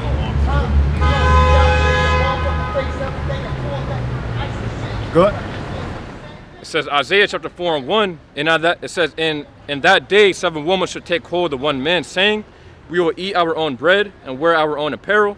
Only let us be called by thy name to take away our reproach. To take away our reproach. So their approach is not going to be taken away if they don't link up with an Israelite man. All right. 7 women should take hold of one man. All right. So 7 women doesn't mean a number 7 specifically, but it could be 50, it could be 100, it could be 5 or 2. But there's like woman. Well, it tells you that the woman shall be saved in childbearing. Yep. Find that also. Go ahead. What else you got? Escape or another word? Gone. It says Isaiah chapter 4:2, and that day shall the branch of the Lord Yahweh be beautiful and glorious, and the fruit of the earth shall be excellent and comely for them that are escaped of Israel. So when you get that word for escape from what? Escape from what? The nuclear destruction. All right, the hellfire. What? So the Hebrew word is palayata, meaning escape, deliverance, escaped remnant. Deliverance and remnant. Deliverance of them that are delivered out of Babylon. All right? Only the elect are going to be delivered out of Babylon. And a woman's not going to leave here on her own ticket. She's going to have to be linked up with a man, according to what the scriptures say. They don't say about a woman having her own merit. They don't say a woman going to get spiritual power in that day. In the kingdom, she'll be above man, but like normal man. Right. But it don't say nothing. No scripture said the woman will be healing or anything like that during this time. Good. Gone. It also goes back onto the Hebrew word palayat, meaning it says refugee, fugitive, escaped one. So, Escape. Yeah. Well, it says that them that wait on the Lord shall renew their strength. They will set up a standard. And you look the word up, it goes back to a way to escape, a flood or something like that. A flood, a way to escape. All right? Salvation, deliverance. That's what we're going to be escaping from a totalitarian system. The implant microchip is going to be the normal currency. So we're basically, if we don't have the microchip implant, we're not going to be able to eat or survive or pay any bill. So whatever, if you pay bills online, you're going to have to scan the chip. Multiple factor authentication system. Yeah, right. Chip, password, facial recognition, whatever. Right, yep. So multiple things, to get into the whatever your computer, whatever behind whatever firewall you got to get through it. So, but the center of it is going to be the chip. You gotta add a chip, or it could be, you just register the chip and then you'll give you access to the website. But you gotta register. All right, that's just theory.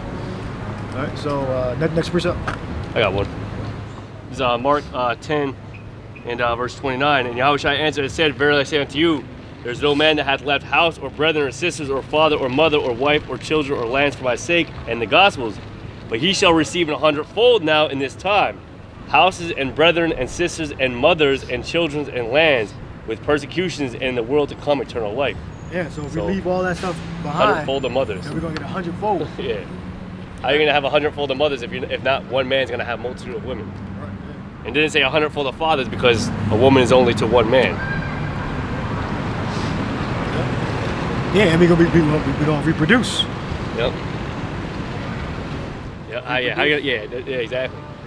Because remember, you still gonna have that 9 month of bearing. You still gotta bear the child. So we're gonna be, the Israelite man is gonna be really pumping out them children via multiple women. Big families. Now in this society, it's you don't even really want to have a big family because of all the wickedness. But in our kingdom, yeah, exactly. It's a curse. It's more expensive. The more women you got, the more expensive. Well, you see how downtrodden that woman was. I think that woman, I'm assuming that all of them kids was that one woman's kids who was yelling at me. They look fucking downtrodden, having all their kids. It's fucking because the mom's stupid. If the mom's stupid, then hey, it's very of the elect, man. You probably gonna be stupid as hell too. Yep. Probably gonna be a mama's boy, a mama's girl. Y'all still talking on the phone. You 30, you still calling your mom like she your best friend. Like, you should have your own family, your own situation. Yeah. You get in an argument with your husband. You calling the first thing you do, you call your mother. You know. You have these relationships with your parents like they're your friends. Your mother and your father is not your friend. All right. That's very rare. But you got a lot of this recycled, endless cycle of ignorance because they're never really independent. They're always dependent on their parent because they really haven't grown up. They really haven't become a full-grown woman or a full-grown man. They got the baby boy mindset. Pretty much worship your mother. All right, you ain't gonna make it. You're not of the elect. All right, go ahead. Yep, this is 1 Timothy 2 and 13. It says that Adam was. She could never do nothing wrong, you know. Somebody say something smart to her. Your first thing is to engage in battle instead of just getting the fuck out of the damn situation. You want to engage into a goddamn fight because you were a mama's boy. You were raised by your mother, and you didn't have the spirits, the angels around to protect you from stupidity. So now you can be taken in that whole cycle of ignorance, and then you're gonna be destroyed by hellfire. All right. Yep. What? This is 1 Timothy 2 and 13. For Adam was first formed, then Eve, and Adam was not deceived, but the woman being deceived was in their transgression. Notwithstanding, she shall be saved in childbearing if they continue in faith, in charity, and holiness with sobriety. Yeah. So your mother gonna have to serve. She gonna have to be washing my feet. Your mother's gonna be washing my feet. If she don't want to do that, you know, nothing wrong. I've washed brothers' feet. Yep. So if your mother can't wash my feet, she not fit for the kingdom. I washed all these brothers' feet, not all y'all, but the other brothers. Yep. You know, and they would wash my feet. So I mean, it's not. So if your own mother can't wash my feet, but read the precept again. You think it's foreign and weird? Yep. You think it's weird? Stinking ass feet, wearing fucking boots all day working. But that's why they need to be washed. Cause I've been wearing boots all day working. Yep. Okay? Wash my feet. Wash my stinking ass feet. My fucking toes deformed and shit, and fingernail grown the wrong way. Fucking yellow like ashy and shit. Yep. You know, oil them up too. Get go to Moab. Moab will teach you how to do it. Read the precept. Yep. It says, notwithstanding, she shall be saved in childbearing. Farther up. Yep. Verse 13. For Adam was first formed, then Eve, and Adam was not deceived, but the woman being deceived was in the transgression. Notwithstanding, she shall be saved in childbearing. You should be washing my feet with a smile. Yep. I get to wash your cowboy feet. Ask him if there's anything else you Scrubbing, can I do. got, Yeah. Is there anything else corns, I not can corns, but you know the Callus? it's kind of hard. Yep. Like if you work a lot and you don't take care of your feet, On you your get feet all certain day, yeah, yep. developments in your feet. So you gotta scrub with the stone, you know, soap, oils, you know, the ankle. You know, my feet should be looking pristine. The brother's feet should be looking pristine after a wash. But you think that's foreign. You think that's like oppression or something like that. Because you're a fool. You don't got what it takes. I wash any of these brothers' feet. It's not a big deal to me. You know? If you need your feet washed, I wash your feet. You know? Shit, if you was fucking paralyzed and shit, give you a whole fucking bath. You know? Cover you up when we need to be covered. Now scrub you the fuck down. It's not an issue. All right? But you people, you just don't have what it takes to make it. All right, and that's good. All right, that's good. All right, because I'm an actual brother. I'm not a niggard. All right, niggard is what? Stingy, selfish. All right, give me the scripture on the niggard. You know, and a lot of you are incompetent. All right, and you're not really real brothers. All right, you're just basically. You want to be involved with something that's popular, right? You're not really in it for the distance, you know? You gotta be in this for the long run, all right? You gotta be in it for, you know, if I become elderly, you know, if we're here that long, that you got your children, if I become senile or whatever, you know, you gotta have your children watching me, make sure I don't come in and, you know, clean up. Bringing food to my house, you know? If I become 80 years old, which I hopefully we're long gone. Before I hope we going in 2 years, within 2 years. But let's say we're here till I'm fucking 70 years old and I become senile. Well, your grandchildren should be, you should be dispatching your grandchildren or other brothers in the faith to come help me out. Come bring food to my house, clean up for me. Yep. That's the respect of the elders, yeah.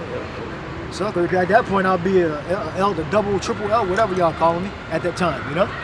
I've shown myself to be a brother in the faith, you know? And brothers, you know, if I'm, you know, if the elders age in this group, they're already in their 60s, you know, if they here in 70s and 80s, then we got brothers that are around them that are going to take care of them, you know? But you guys, again, you think this is like we're playing a fucking game. You know, we're just mad at the so-called white man. We just want to money from the government. No, we don't give a fuck about getting money from the government or on the streets solely because we mad at Esau. First of all, fuck Esau. All right? Do it for fuck views. So-called white man. Do it views for we don't get no views. So yeah. we got the sign out here to tell you about the tribes, who we are, our heritage. We're actually an actual family. So we're gonna take care of our own business. You know. Right, which we know covers a multitude of sins. The scriptures talk about that. We don't just say it. We actually believe it and do it. All right. That's the difference between other. You about the gay clothing? James, is that James? The gay clothing? That's the difference between you know other groups and then Great Millstone, because these other groups we're talking about like high level, you know, Roman Catholicism churches and high Christianity churches. It's all about how much you can feed the pastor. You know, there was a guy talking about how, you know, how many donations he needs. Come on, can someone just give a $10,000 donation? He was talking on TV or like that. They're talking about how blessed you will be if you give him a $10,000 donation. They're in the business of just trying to make money for themselves. Right. If you want to be technical, you really don't. I mean, you just really need the money for charity, really, because if you a 501c3, you basically are supposed to be deep in the gospel. You're supposed to be religious men and women. So you will buy the property. You don't pay any taxes on it in the United States. You will live on the property for free. Yep. And you just raise money to pay electric utilities and, you know, like low level, like a car and healthcare, stuff like that. And your congregation should feed you. That's what it's supposed to do. You shouldn't have had no damn jet or Rolls Royce and Mercedes. Like, what the fuck? Yeah, exactly. Yeah. You should have maybe one, maybe two properties. Yep. Right.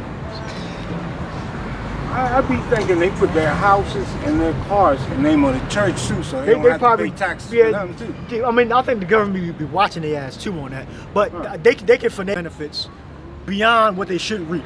You know, you shouldn't have a damn private jet. Okay, most of the money should be for the congregation and for your you maintain a humble lifestyle. Yep.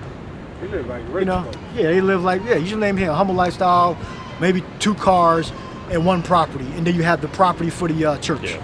But they're not real Christians. Nope. Yeah. They're not real Christians. And then not only are they getting all this money, they're And if you want to do all of the jets and the cars, you should have your own business separate from the church. Yep. Totally separate from the church. But they use the church as a hustle so they can live a lavish lifestyle instead of building their own business separate.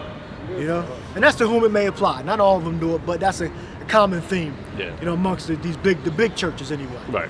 You know. But they all don't have the truth. That's the common thing about them. None of them had the truth. Okay, we have the truth. You want to say something? No, I was just gonna say, you know, then they'll have their pick of the litter of who they want as far as women to sleep with in the freaking crowd. You know what I mean? Yeah, that's a big thing too. Yeah. Yep. So they use their status, their Remember money. the holy milk, the holy seed that we spreading somewhere in Brazil, I think. Oh, was it in Brazil? yeah, something like that. Yeah, if you have sex with the pastor, basically you'll be blessed. Yep. Whatever. I think somewhere in South America or Mexico, somewhere, some nutcase. Yep.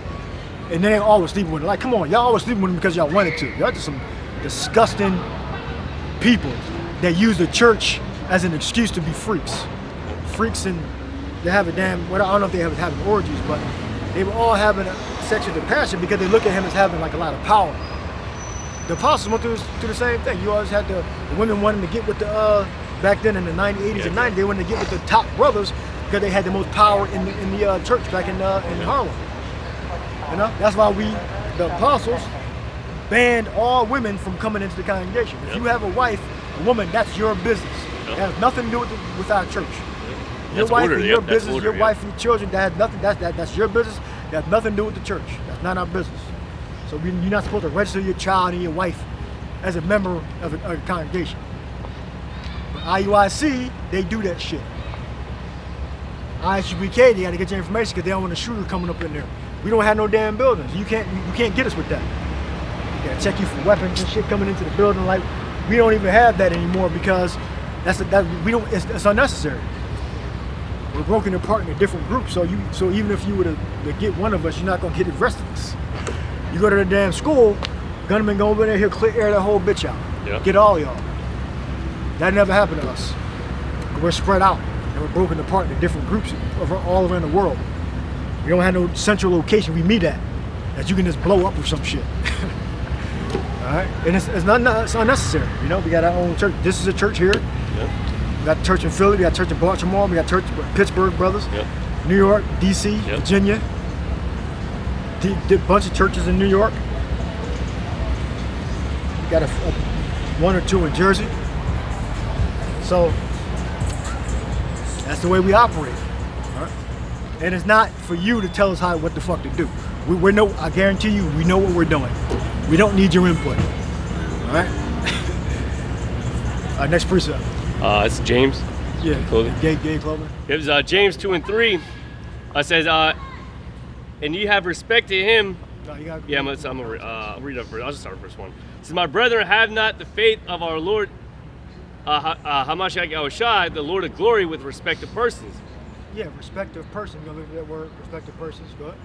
It says, for if there come unto your assembly a man with a gold ring and goodly apparel, and there come in also a poor man in vile raiment, and ye have respect to him that weareth the gay clothing, and say unto him, sit thou here in a good place, and say to the poor, stand thou there, or sit here under my footstool, are you not then partial in yourselves, and are become judges of evil thoughts? Yeah, meaning judging somebody based upon how they, what they're dressed like.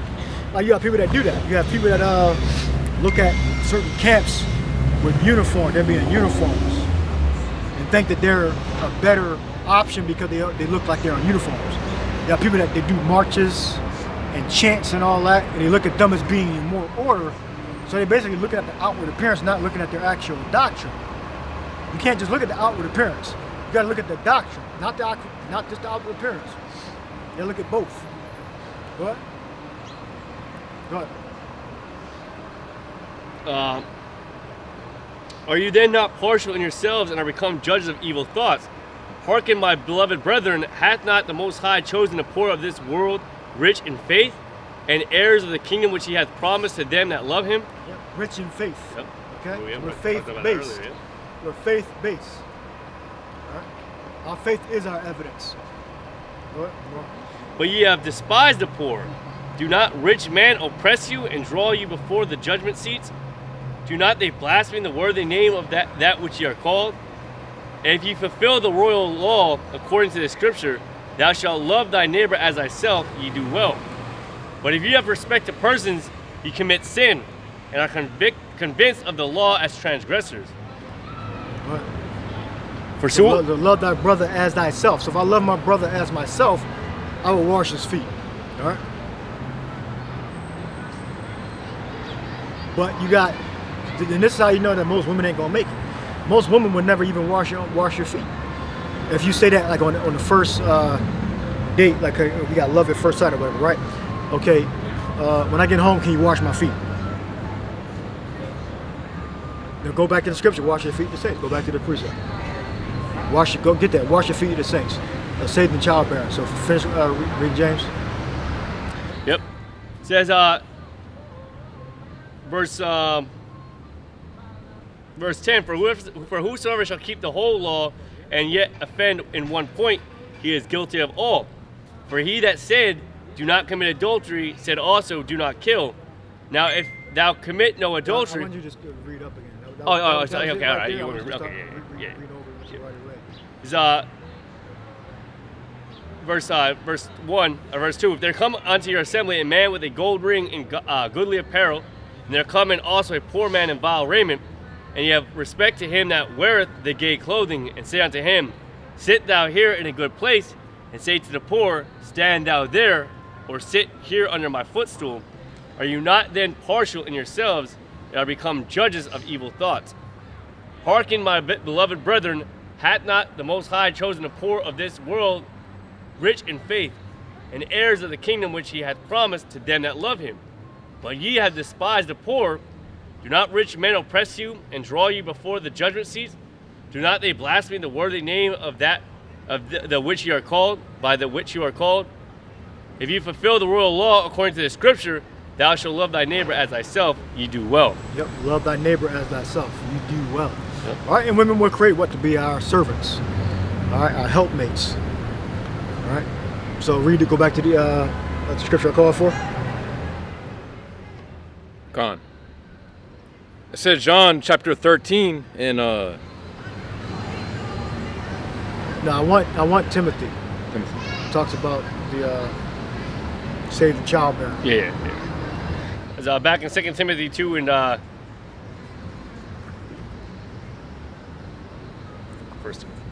it's back in 1 Timothy 2 and 14. Adam was not deceived, but the woman being deceived was in his transgression.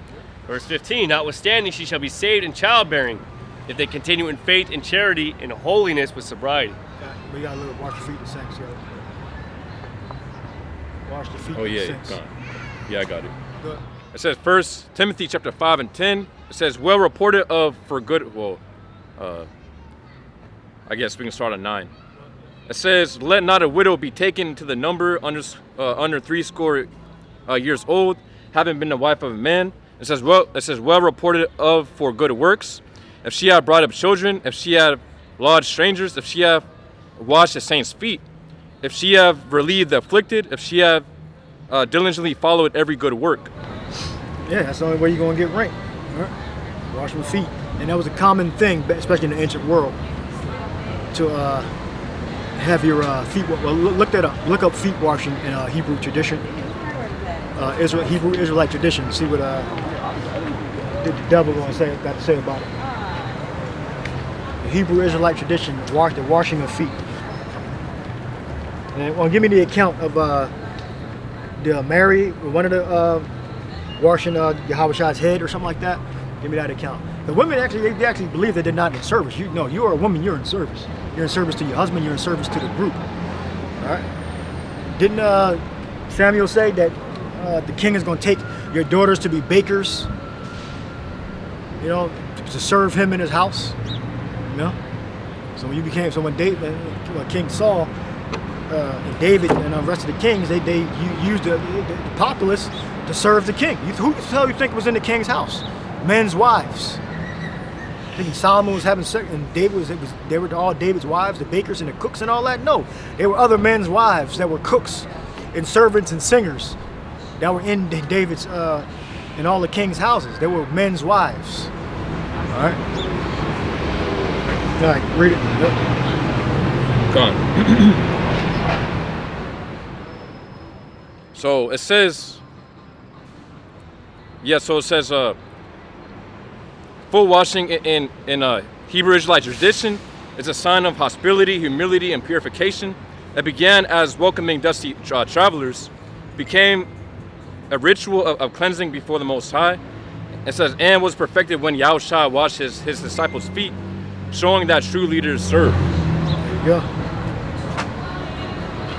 All right. So it's not something that I'm saying so I can oppress a damn woman. The women today think that service is oppression. Service is oppression. Give me the account that Yahushua washed his feet, and give me the account where they put the ointment in Yahushua's hair. That was for his burial. This is the book of John 12 and 3. Then we'll close it up here. Yep. It says, then took Mary a pound of ointment of spikenard, very costly, and anointed the feet of Yahushua, and wiped his feet with her hair, and the house was filled with the odor of the ointment. Yeah, read that again. John 12 and 3. Then took Mary a pound of ointment of spikenard, very costly, and anointed the feet of Yahushua, and wiped his feet with her hair, and the house was filled with the odor of the ointment. You gotta get it. John we got the Lord special, so he gets that treatment, but we don't get it. Because your woman, she's not really righteous. She's really she's not righteous. All right, she ain't. You just like her. Good. Yep, this is the book of John 12 and 3. Then took Mary a pound of ointment of spikenard, very costly, and anointed the feet of Yahushua, and wiped his feet with her hair, and the house was filled with the odor of the ointment. Anointed Yahushua, anointed his feet. So she obviously washed his feet. All right.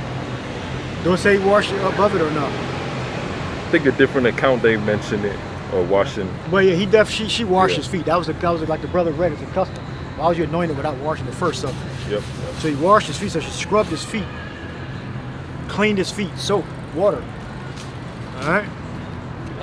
Relieve the stress out of his calf muscles and all that. You know, but those are techniques. You know, you do when you wash. All right.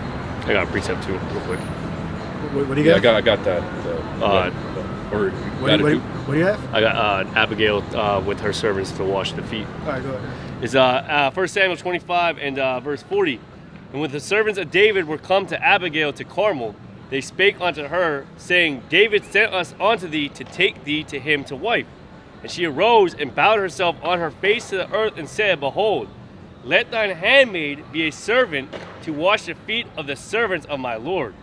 And Abigail hastened and rose and rode upon an ass with 5 damsels of hers that went after her, and she went after the messenger of David and became his wife.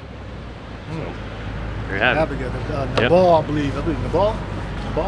He died of a heart attack or something like that because he's heard David's soldiers was about to flank him. Oh, yeah. Cut off everybody to piss on the wall, something like that. Give me that account. Give me the other precept I asked for. So when the husband dies, then the woman is free from the contract. So now she can become somebody else's wife. All right. So feet being washed. They give me more feet being washed. Gone. Yahushua, I believe, one. Go ahead. It says Luke 7:37. It says, and behold, a woman in the city which was a sinner. It says, when she knew that Yahushua sat at meat in the Pharisee's house, brought an alabaster box of ointment. It says, verse 38, and stood at his feet behind him, weeping, and began to wash his feet with tears, and did wipe them with the hairs of her head, and kissed his feet, and anointed them with the ointment. Oh, read it again. Gone. It says, Luke chapter 7:37, and behold, a woman in the city, which was a sinner, when she knew that Yahushua sat at meat in the Pharisee's house. Now these women claim that they righteous, they know they're going on a path. This says she was a sinner, so she probably was an adulterer. Or a thief, might have been a pickpocket or something. They don't say. What? It says, it says, Luke chapter 7:37, and behold, a woman in the city, which is a sinner, when she it says, when she knew that Yahushua sat at meat in the Pharisee's house, brought an alabaster box of ointment. It says, verse 38, and stood at his feet behind him, weeping, and began to wash his feet with tears. Yeah, did Yahushua say no, don't touch my feet, stand up, you should be a proud, independent black woman? Yahushua didn't say, he said no, thou art my fellow servant with me. He didn't say that. He let her wash his feet. All right. Then the angel said that to John, but Yahushua didn't say that to the woman, the sinner woman. Go ahead. It says Luke 7:38, and stood at his feet behind him weeping, and began to wash his feet with tears, and did wipe them with the hairs of her head, and kissed his feet, and anointed them with the ointment. Yeah, kissed his feet, washed it, and this was a normal occurrence, But the thing is, the woman, she don't really want to put the work in. So, as you're gonna pay for it. You ain't gonna be saved. You don't want to put the work in, you ain't gonna be saved. All right. But we got brothers that got their shit together, that need wives, and when the Tom and Jacob's trouble come in, I guess that's when your intelligence is going to be activated. I believe intelligence goes back to choosing how to choose. All right, that's when the intelligence is going to be activated when you got it when it's life and death. That's when you're going to be post haste. All right, next precept. Check us out. I'm trying to look for the part where he had painted. Look up post haste definition. I believe it's Latin. Post haste. Make sure I'm using the word right. Does this mean after the fact or something like that? After the fact.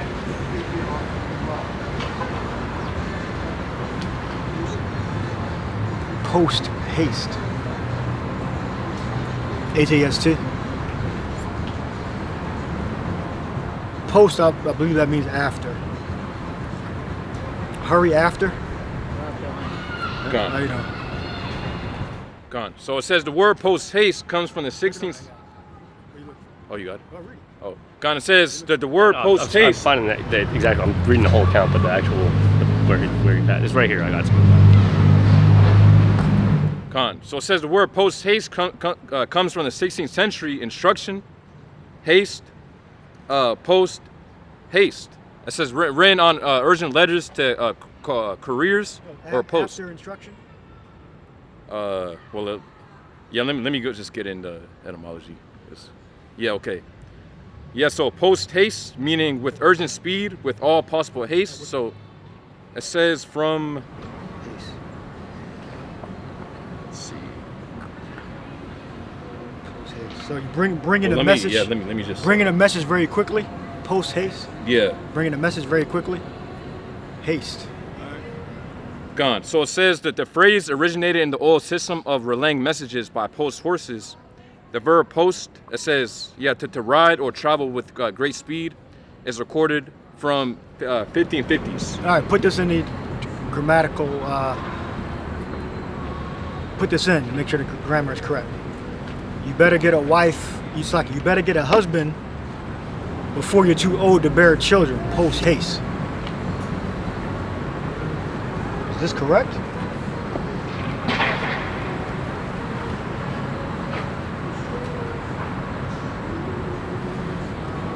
Lucky, can you repeat it? It is get a husband before you're not able to bear children. Post haste. All right, read what you got. All right. This is 1 Samuel 25, and I'm gonna start at verse 35. So David received of her hand that which she brought him, we're talking about Abigail, and said unto her, Go up in peace to thine house. See, I have hearkened to thy voice, and have accepted thy person.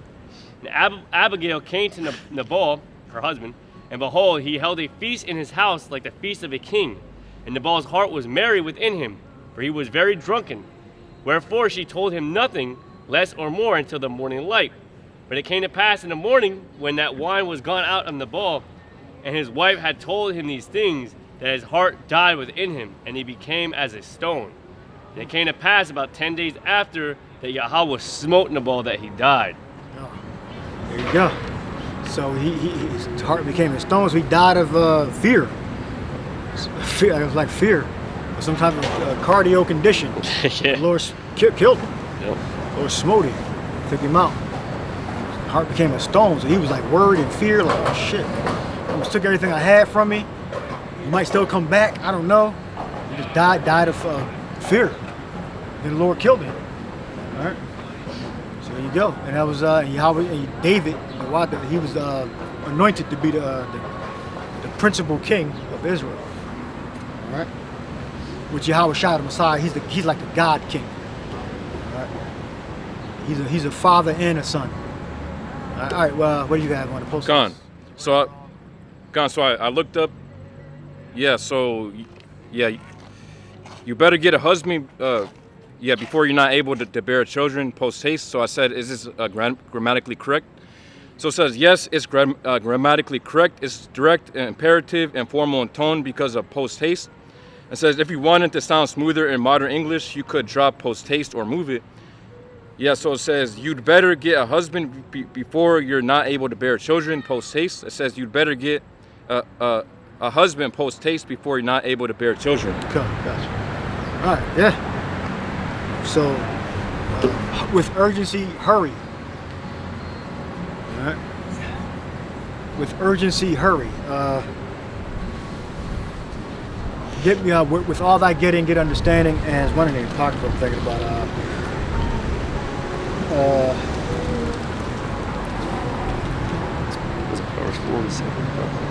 Well, another place says there's a way that seemeth right to a man, but the end thereof is ways of death. All right? Putting off marriage until you've focused on your career and you're able to take care of yourself, that means you're stupid. If you don't know how to take care of yourself, that means you're stupid. And you should stay away from men. I gotta have enough. You ain't never gonna have enough. All right? You ain't never gonna have enough that you secure that somebody can't hurt you. All right? That's just an excuse because you're a bitch. All right? What's the precept we got? God, it says Proverbs chapter 14 and 12, there is a way which seemeth right unto a man, but the end thereof are the ways of death. Yep. So you got to understand the way the prophets break down the scriptures. You got to understand in that way, not the way you want. All right? It seemeth right. What else we got? Well, with all that getting good understanding. You got it? Yeah. This is Proverbs 4 and 7. Wisdom is the principal thing, therefore get wisdom. And with all thy getting, get understanding. Ecclesiastes, him that is a fool, get that precept. Read again? Yeah, this is Proverbs 4 and 7. Wisdom is the principal thing, therefore get wisdom. And with all thy getting, get understanding. The understanding, okay? 1 Corinthians, no, we leave it there. We'll stick with the two I asked for. Get understanding. So where do you get understanding from? You get understanding from what? The Proverbs, the Psalms, the prophecies, and the law. That's where you get understanding from. All right? All right. Precept I asked for? Yeah, him that is a fool. I'm not looking for him. Ecclesiastes? Yeah. He, You're not talking about walking by the way? Yeah. That. Yeah. Okay, Ecclesiastes 10 and 3. Is Ecclesiastes, I'm going to start at verse 2. 10 and 2, it says, a wise man's heart is at his right hand, but a fool's heart is at his left. Yeah, also, when he that is a fool walketh by the way, his wisdom faileth him, and he saith to everyone that is a fool, if the spirit of the ruler rise up against thee. Yeah, read it again. Yep, yeah, it's verse 2. A wise man's heart is at his right hand, but a fool's heart is at his left. Yeah, also, when he that is a fool walketh by the way, his wisdom faileth him. And he saith to everyone that he is a fool. All right, yeah, because the wisdom's going to fail you. Okay, wisdom's going to fail you because as you get older, you'll start to figure out that the shit that you did when you were younger don't start to work anymore. It's not going to work anymore. All right, and if Yahweh Shai's with you, he would have linked you up with a husband. So you might have a lot of things you got to work on.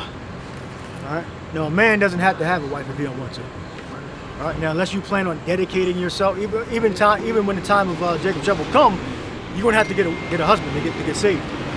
So but a man can be celibate. A man can take breaks, so to speak. All right.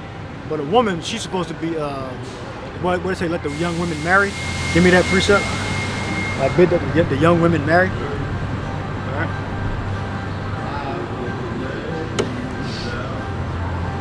A young woman, she's basically a functional retard. So she needs to be married. Because she's going to start doing stupid shit as soon as she turns about 11, 12 years old. She's going to start to do stupid shit. So she needs to be guarded until she's of age and then married.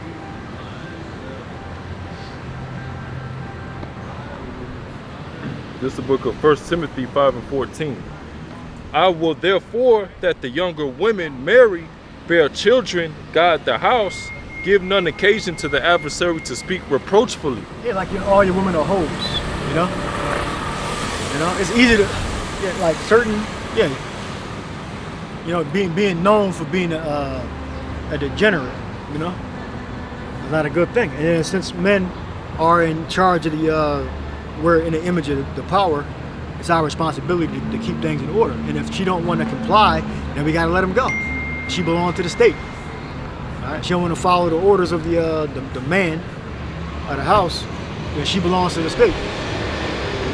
All right? She don't want to take correction and discipline, then she belongs to the state. All right? I can only correct and discipline women that are under my authority.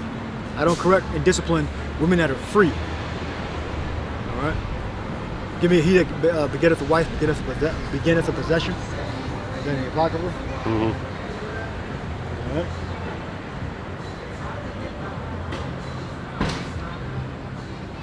And it tells you about the tribe of Judah weeping for Tammuz. Mostly women in some form of witchcraft. All right. Weeping for Tammuz. That what symbolizes what? The different churches. All right. Women practicing their own private witchcraft, tarot card readings. All right. Because back then they had the god Tammuz that they were worshiping. Today they have their own gods. They're different gods. They had the same effect. Go ahead, read it. That's the book of Sirach 36 and 24. He that getteth a wife beginneth a possession, a help like unto himself, and a pillar of rest. Give me the scripture also to the forward. Forward. We bring this. I'm trying to have a while back. I believe Paul or Peter said it. But also to the forward. I believe he showed them once or twice. It's supposed to be obedient to them that are kind and gentle, but also to them of the forward. You look up the word forward. This is the book of 1 Peter 2 and 18.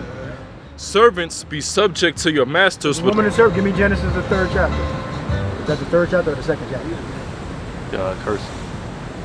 3rd chapter, 1st chapter? I think it's. All right. Continue reading Peter's. 1 Peter 2 and 18.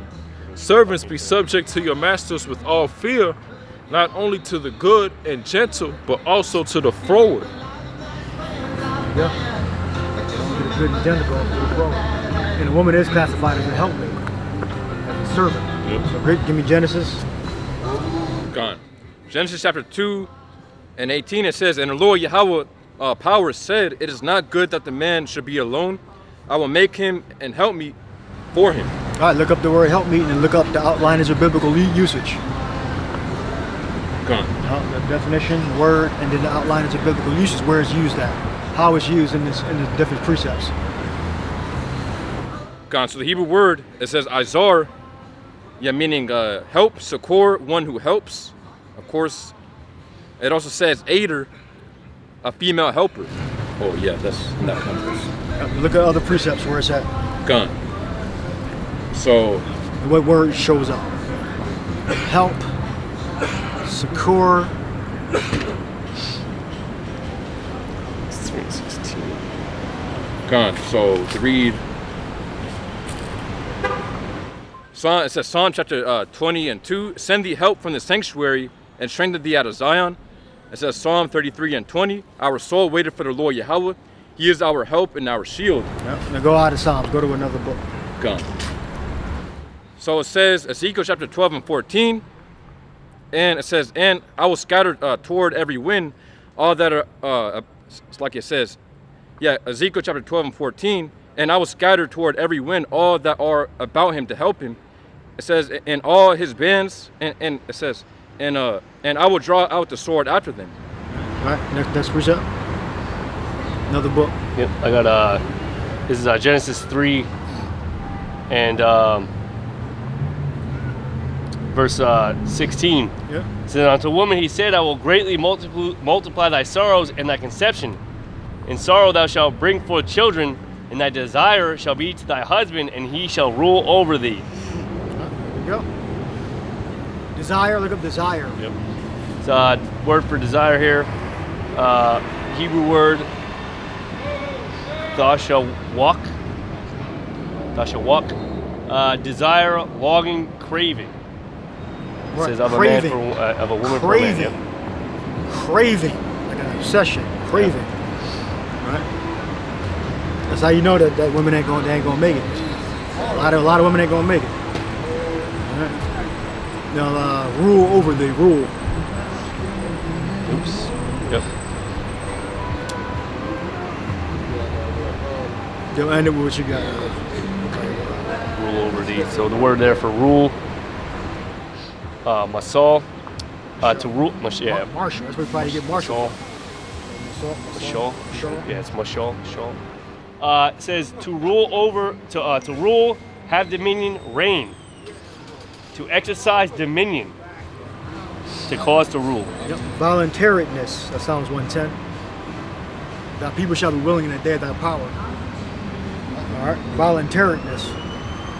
Be voluntary. So it is. So you got to come be ruled over voluntarily. Yes, sir. Yeah, yes, Mr. Yakalba. I don't believe so, Mr. Yakalba.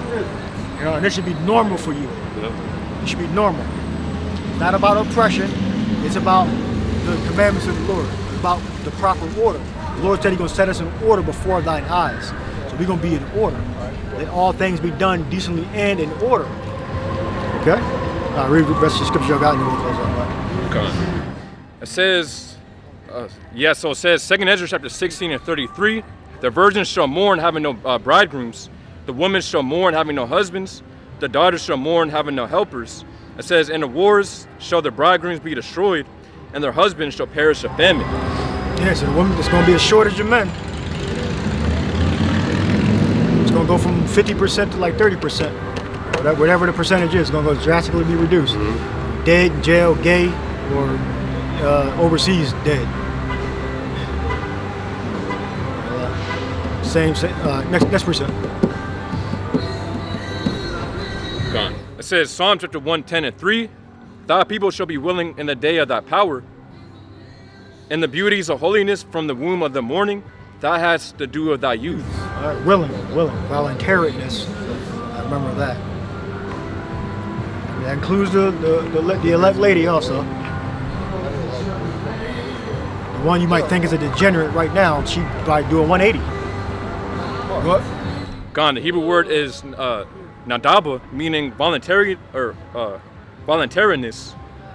Free will offering. It says free will, voluntary, and yeah, that's it. All right, yeah, I'm applying that to women, but it applies to the whole, men and women, children, all that. Believe when we get the power, when the spiritual power, when the elect receive that power. All right, we'll leave it there. All right, hope you're edified. Shalom. Shalom.